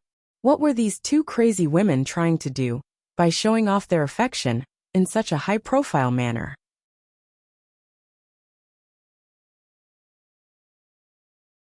Chapter 282. There must be a reason for something abnormal. Fang Yan understood Lu Chaoge, and he also understood Phoenix. Neither of them were women who liked to show off, and neither were they the kind of cute little women who would squeeze their chubby faces together with their boyfriends to pout and act cute. After taking photos, they would post them on their WeChat moments and wait for everyone to like them. One of them was cold and quiet, while the other was arrogant and seductive. Many things were seen through without saying anything, and they would use their own unique way to protect and repay the kindness of others. Did they take the wrong medicine today? That night, the rain was too heavy, and I couldn't see anything around me. It was dark and the road was slippery, and the car didn't have its lights on. If it wasn't for Fang Yan who suddenly rushed over and hugged me and pushed me away, I think I would have become a pile of bones by now. That was the first time I realized how close death was to me. This time, it wasn't just to show off their love. Even Phoenix could hear Lu Chaoge's indescribable gratitude and trust towards Fang Yan from her narration. Although it was dangerous to be a hero saving a damsel in distress, the reward was also relatively rich. Of course, that was under the condition that you weren't too ugly. After listening to Lu Chaoge's narration, Phoenix exclaimed and said, So something like this happened between the two of you.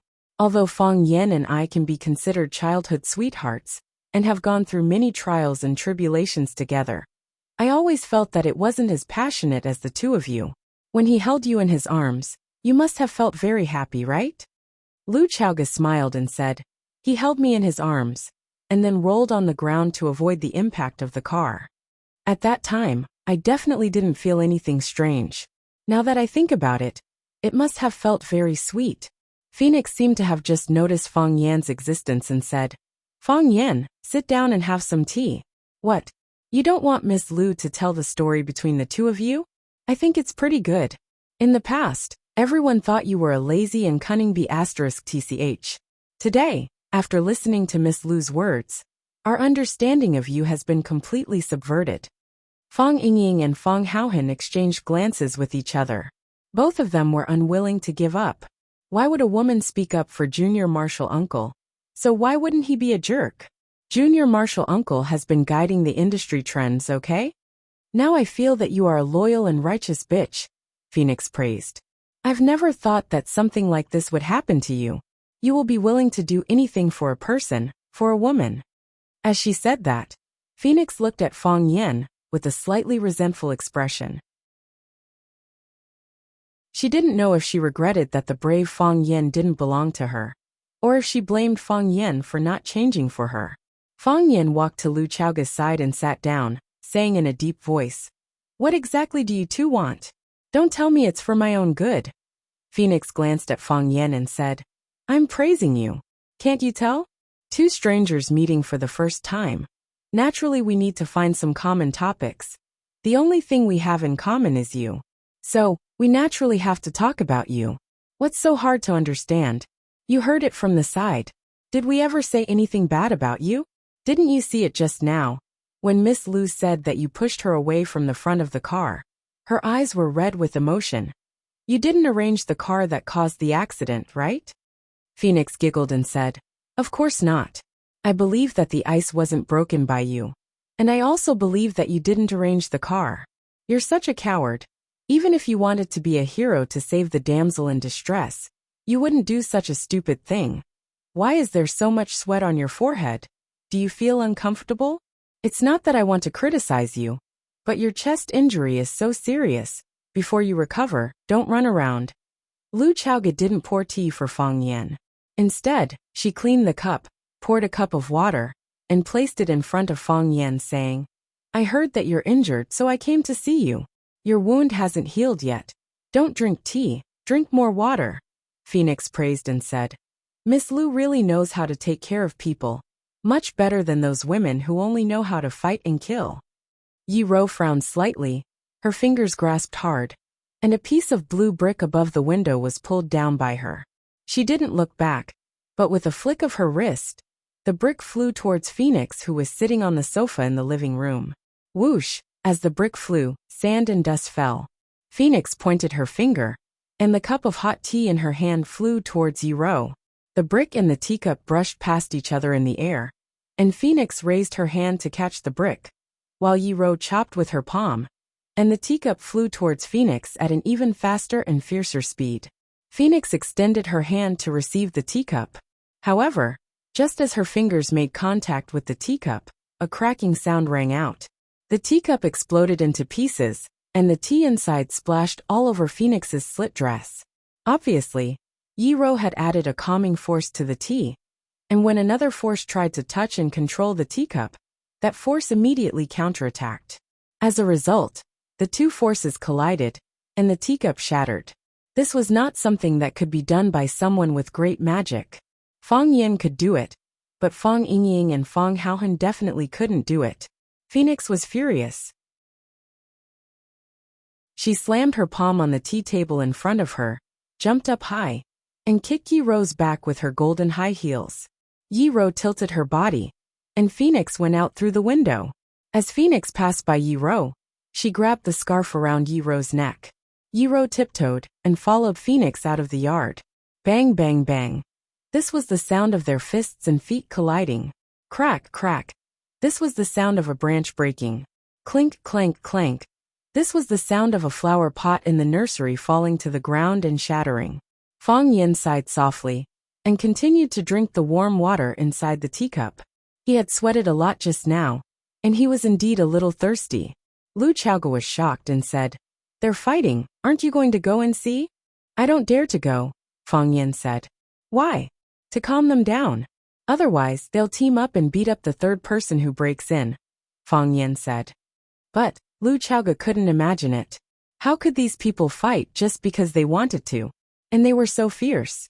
If you don't believe me, I'll do an experiment for you, Fang Yan said. Fang Yingying. Fang Yingying's face was pale, and he knelt down in front of Fang Yan and begged. Junior Marshal Uncle, I know I was wrong. I shouldn't have been lazy. I shouldn't have washed your face when you were unconscious. I shouldn't have eaten a few meals a day.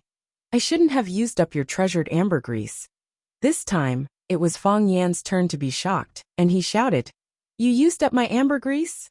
Fang Haohan also used some. We were afraid that you wouldn't wake up, and these natural treasures would be wasted, Fang Yingying explained. So Fang Yan kicked Fang Yingying out. Soon enough, Fang Yingxiong flew back screaming in pain. In the process of entering and exiting, his face and body were punched countless times, and his eyes were like panda eyes. Fang Haohan hid in the corner, holding his head, and didn't dare to breathe. Lu Zhaoge looked at Fang Yingxiong with lingering fear in his heart. He thought to himself, no wonder Fang Yan wasn't willing to come out to mediate the situation, even though the two women were fighting so fiercely outside. Who would dare to go out? But I'm sitting with these two women, drinking tea, chatting, and arguing. If they fight, even my bodyguards don't dare to warm up for them, right? The fight between Yi Rou and the phoenix became more and more intense, and the flowers and plants in the yard suffered. Lu Zhaoge's expression became more and more unsightly as he heard the clanking sounds of jars breaking. Those were her painstaking efforts. Yi Rou used her whirlwind kick, and as her body rolled, she kicked 108 times in a row. When the phoenix tried to block, it revealed an opening, and Yi Rou kicked it away. Clang! The phoenix's body hit the wall heavily, and a trace of blood flowed from the corner of her mouth. But with the help of the rebound, she rushed toward Yi Rou again. Bang! The phoenix punched Yi Rou in the stomach, and Yi Rou took a few steps back. Seeing the phoenix chasing after her, she tiptoed, and a large piece of sharp porcelain scraped toward the phoenix's face. The phoenix turned 90 degrees, and while dodging the attack of the porcelain, she also lost the best chance to knock down Yi Rou.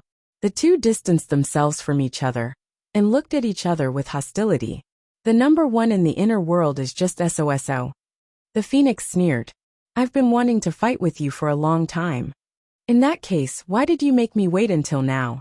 I just didn't get the chance. Good food is not afraid of late, and now I have the chance, right? I hope you won't let me down. But you, the number one in the inner world, have already let me down. Yi Rou didn't want to stop. She tiptoed, and her body flew up again. She punched the phoenix's head, and even if she didn't get a concussion, she wanted to paralyze the phoenix's face. The phoenix ran a few steps, and her body also jumped up. Her long legs flew out, and the pointed high-heeled shoes stabbed toward Yi Rou's chest. Puncture your big breasts. Boom! They quickly exchanged dozens of blows in the air, and then their bodies brushed past each other. Yi Rou's fist missed, and the phoenix's high-heeled shoes stabbed into the wall with great force. A big hole appeared in the wall, and the heel of the high-heeled shoes was twisted off. Fang Yan had to stand up. He stood in the yard and shouted, Stop or I'll be disfigured. Plop! Fang Yan's body was knocked away. He struggled to get up from the ground, covered his bloody face, and said, I knew it. I'll be disfigured if I keep hitting.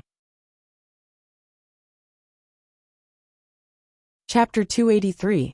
Fang Yan's sacrifice was worthwhile. At least Phoenix and Yi Rou didn't continue to fight. Lu Chaoge was also worried. If they kept fighting like this, the whole building, no, the whole Rosefinch High School would be torn down by them. How could he pluck a brick out of the wall just by grabbing it with his hand? Phoenix and Yi Rou distanced themselves from each other. They looked at each other with hostility, like two aggressive roosters. Puff! Phoenix suddenly laughed. She looked at Yi Rou and said, What? You don't want to give up? You are the one who doesn't want to give up, Yi Rou said with disdain. Of course I don't want to give up, Phoenix said. If I can't get it, I won't let you get it. Who told me to hate you so much? I think Lu Chaoge is very good, much better than you. I don't want what others snatch, Yi Rou said coldly. I hope you keep your word, Phoenix said with a sly smile like a fox. Phoenix left, so did Yi Ro. Phoenix was very happy when she left. She patted Fang Yan's face and told him to take care of himself. She also patted Fang Yingying and Fang Haohan's shoulders and told them to take good care of junior martial uncle. In fact, Fang Yingying and Fang Haohan also wanted her to pat their faces. They had even prepared their faces in advance. Unfortunately, Phoenix didn't let them get what they wanted. Phoenix also chatted with Lu Chaoga for a long time. She kept praising Lu Chaoga's beauty and saying that she and Fang Yan were a match made in heaven.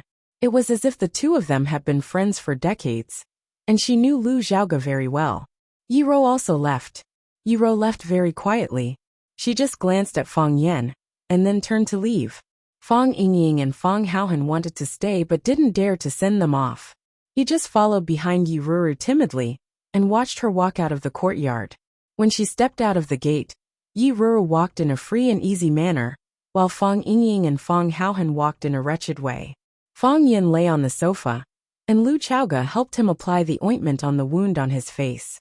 The wound on his face from the Battle of One Sword Peak had yet to heal, and now he had to suffer another innocent injury.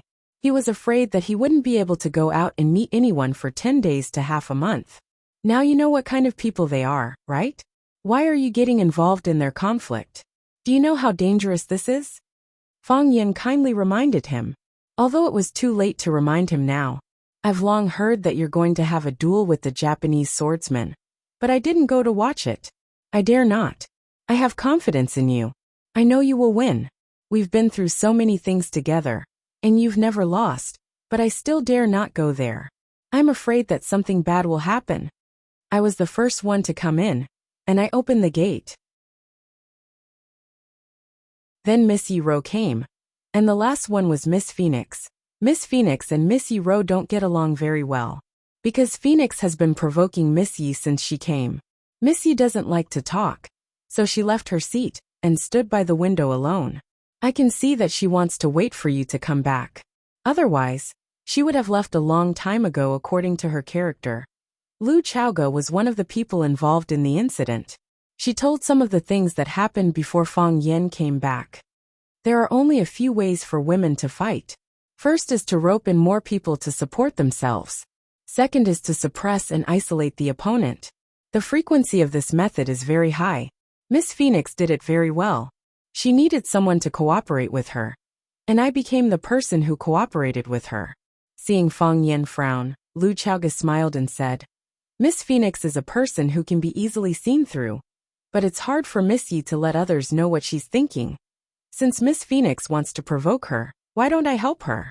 In this way, I can see a more real Yi Ro. Did you see it? Fang Yan asked. I saw it. Lu Chaoga put the medicine box in the medicine box on the coffee table. What did you see? Miss Yi is simpler than Miss Phoenix. Lu Chaoga said. Fang Yan smiled and said, Didn't you say you don't understand? Miss Yi is quiet and serious, which makes people feel that she is cold and arrogant, and keeps people thousands of miles away. This kind of first impression is not good, Lu Chaoga explained. On the contrary, Miss Phoenix is warm and generous. Although she is extremely arrogant, she is good at making topics, which makes people feel like a spring breeze when they get along with her. There is also a trace of joy in your heart. You feel that even such a charming woman is willing to be friends with you, and you feel respected and loved. In this case, shouldn't you like Phoenix more?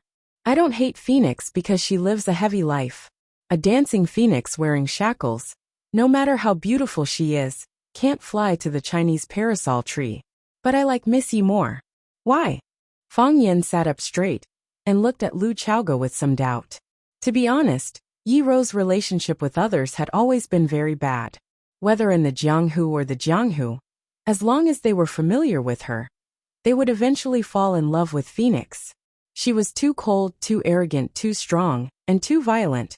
It would be strange if such a person had friends. Therefore, Yi Ro had always been excluded from various circles since she was a child. Fang Yan, Bai Xiao, and other friends of Phoenix Bailey Lu often went up the mountain to catch birds, went into the water to catch fish, went skiing on the ice, and fought sharks in the sea. But Yi Ro was never there. Everyone had heard of Yi Ro. Everyone knew about Yi Ro. But no one had ever asked them to play with Yi Ro. Of course, the person who hated Yi Ro the most at that time was Fang Yan. Because he was the most direct victim. Young people cared about their reputation, especially those who thought they were good at fighting. If anyone dared to scold them or spit on them, they would fight with their lives. Yi Ro often beat him up like a dog, and he would go to Phoenix for help with all his wounds. There was even a long time when Fang Yan stubbornly blamed the failure of his first love on Yi Ro. Because no woman would like an idiot who was always beaten black and blue, and couldn't get out of bed. Today, he heard someone say good things about Yi Ro, which really surprised Fang Yan. Because how bad can a woman who doesn't even know how to express her love be? Lu Chaoga said, I can't see Phoenix clearly, but I can see Miss Yi clearly, she likes you. Fang Yan was stunned. Lu Chaoga sighed softly and said, Don't pretend you don't know. Lu Chaoga took the medicine box to the kitchen, and then went to the yard to clean up the broken branches and tiles. A tile pricked her finger, and bright red blood flowed out. She took out a band-aid from her wallet in her pocket, and put it on her finger. She could take good care of herself. This was a habit she had developed when she was very young, and she didn't want to show her wound to others easily. She liked Yi Ro more, and she felt that Yi Ro was the same kind of person as her. Because of the serious injury, Fang Yan asked for a few days of sick leave from school. Zhang Xiaofeng, the principal of the school, came. After seeing Fang Yan's injury, he sighed and said that since he had a cold, he should take a good rest and not worry about the 9th class. He would find an experienced teacher to take care of him for a few days. Li Mingqiang, the director of education, and Zhu Jian, the deputy director, also came. Li Mingqiang cursed Fang Yan as soon as he saw him. Then he asked if he had applied medicine, and there was still half a bottle of golden chrysalis muscle nourishing powder at home. Fang Yan hurriedly said no. Zhu Jian was an honest person. He asked in a low voice what happened to Fang Yan's injury, if he had quarreled with his girlfriend, and when he would take his sister-in-law to dinner. Because of Fang Yan's special status in the school, almost all the middle and senior leaders of the school came during his days off. Huang Haoran, Tangqing, and Suing also came. They came to visit Mr. Fang on behalf of the students of the 9th class. What's more, he came with several fruits in his hands. Huang Haoran deserved to be the son of a journalist. As soon as he saw Fang Yan, he exclaimed and said, Mr. Fang, Director Li said that you had a cold and had to ask for a few days off. Why was your face beaten like this? Who beat you? Did you call the police? Tangqing smiled and said, I know the reason, but I won't say it. Suing glared at Tangqing angrily and said, Tangqing, you're so annoying. It's fine if you don't know. But if you know, you won't share it with us. What kind of classmate are you? Tangqing looked at Suing and said, It's not that I don't want to say it, but Mr. Fang definitely doesn't want me to say it. Mr. Fang, don't you think so? Fang Yan was extremely angry. If his body had not recovered, he would have jumped up and beaten this guy. For his behavior, there was only one word to describe it. He deserved to be beaten. Fang Yan asked about the situation in the class. Huang Haoran said that Zhang Yu, the language teacher of the first class, would be in charge of the language class for the time being. Fang Yan could understand such an arrangement, since Fang Yan and Zhang Yu won the bet last time. The first class and the 9th class had almost become natural enemies. The school wanted the students to compete with each other, but they didn't want them to be hostile to each other. Therefore, it was necessary to let Zhang Yu go over and ease the relationship with the students of the 9th class. Fang Yan had never thought that Zhang Yu was his natural rival. He told Huang Haoran and the others to cooperate with Mr. Zhang Yu's work and not let Zhang Yu be embarrassed in the 9th class. Huang Haoran nodded and agreed. He listened to Fang Yan. Suing looked at Fang Yan with a smile and said, Mr. Fang, you don't dare to go to the classroom because of the injury on your face, do you? In fact, it's completely unnecessary. Even if you are disfigured, in my heart, you are still the most handsome language teacher in the world. An idea came to Fang Yan's mind and he said, Suing, I have something to trouble you with. I have a document to write, but I don't have the energy now. The handwriting of Fang Yingying and Fang Haohan is too ugly. Can you help me write it? Huang Haoren was full of displeasure when he heard this. He said very actively, Mr. Fong, what do you want to write? I can help you write it. My handwriting is much better than Su Ying's. Fang Yin trembled with anger and said, girls are more careful. It's better for Su Ying to write it.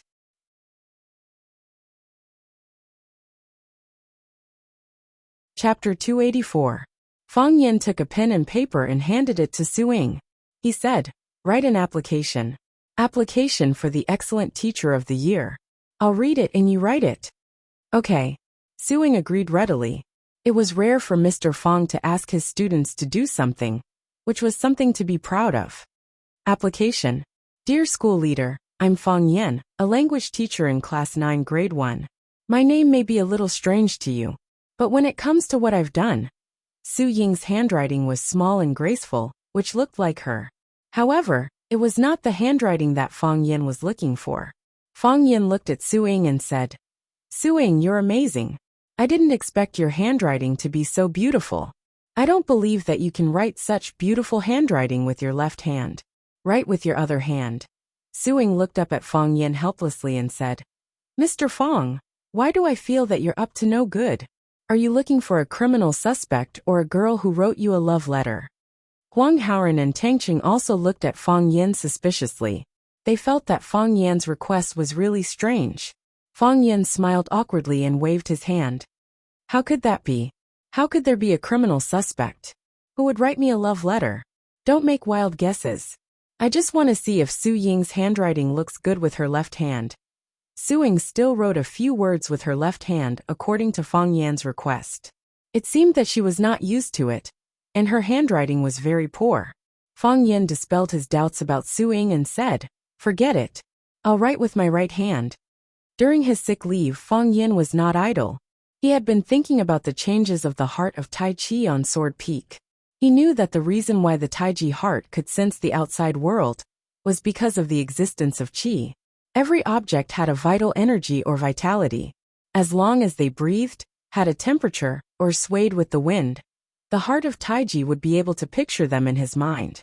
However, from pictograms to lines, was this a sublimation or a regression?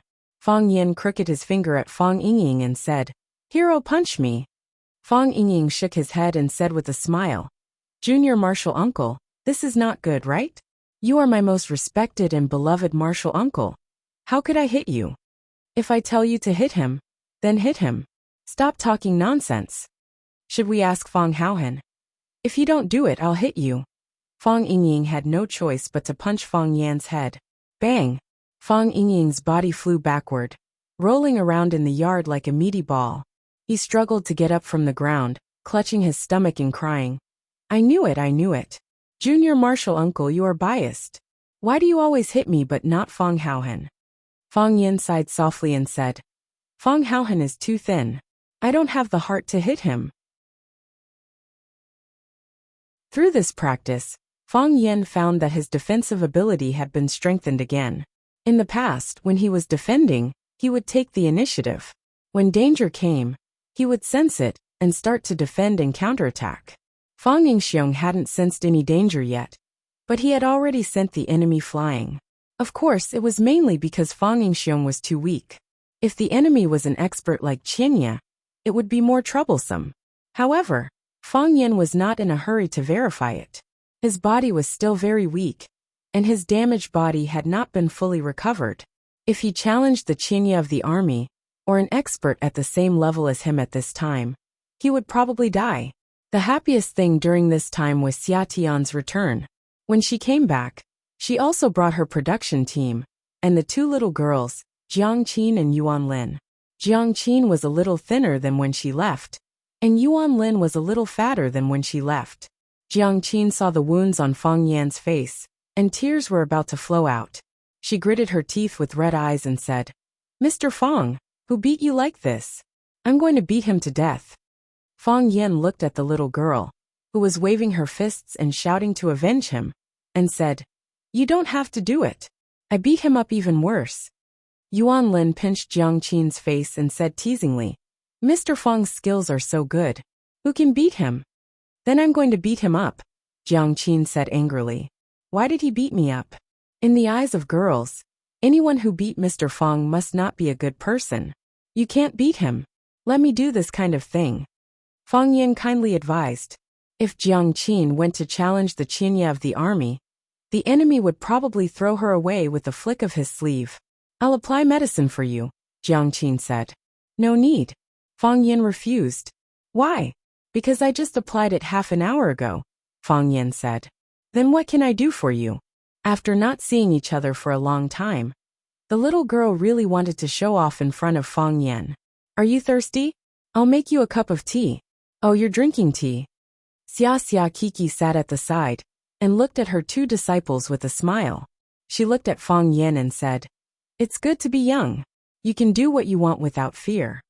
When you said that, you weren't that old, right? Fong Yin said with a smile. Xia brushed the hair in front of her forehead and said, Can you compare with them? It's so tender that water can be wrung out. If you let me wring it, I can wring out water from you. Fong Yin said. My hands are strong. Xia was angry and said angrily, Fong Yin, do you know how to chat? Jiang Qin and Yuan Lin giggled at the side. Fong Yin said helplessly, I know why you brought them here. Look at my face, it's like this. Can I be in the picture?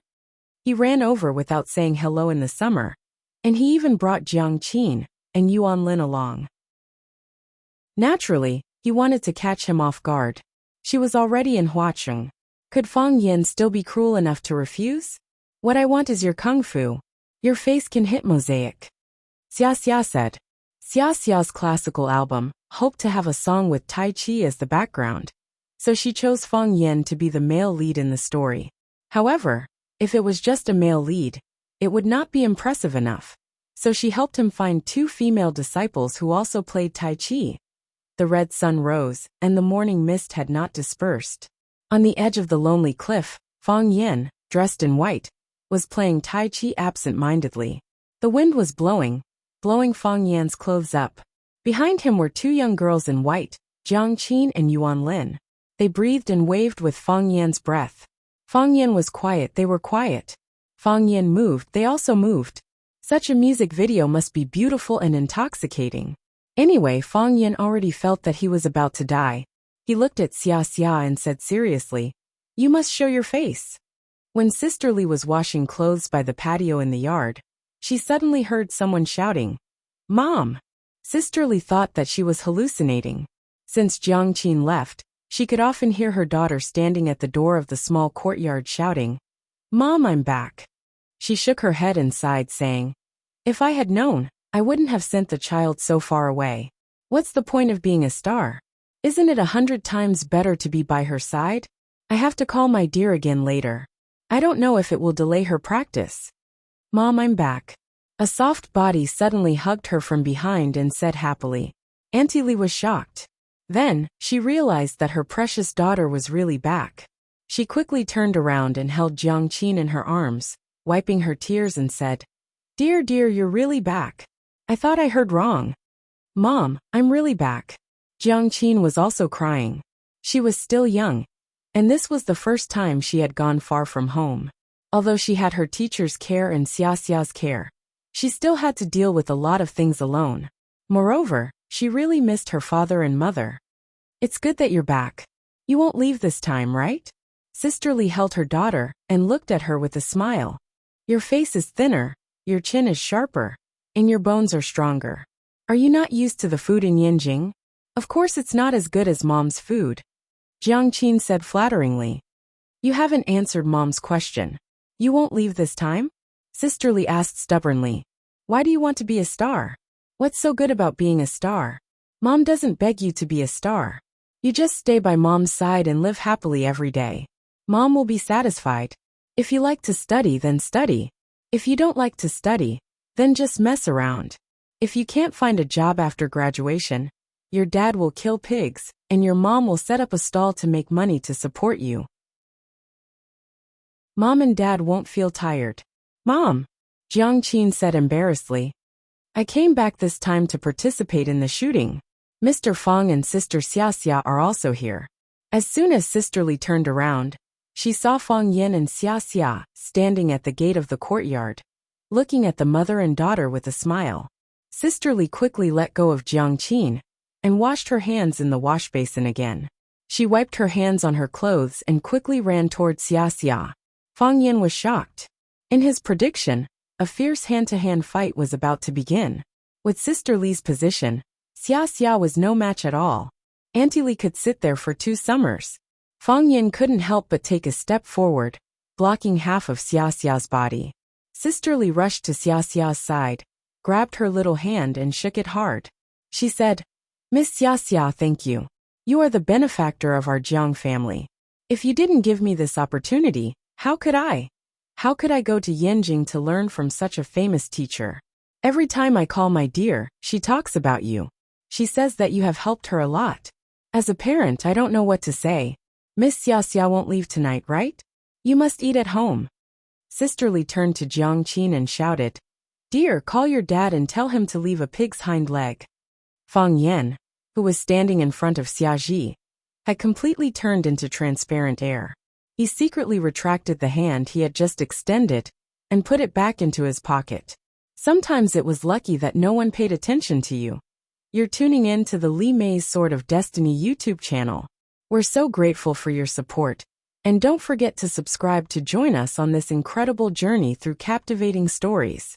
Your generosity through donations truly makes a world of difference, as it's the primary source of revenue that allows me to expand and enhance this channel for you. Thank you from the bottom of my heart for being a part of this adventure.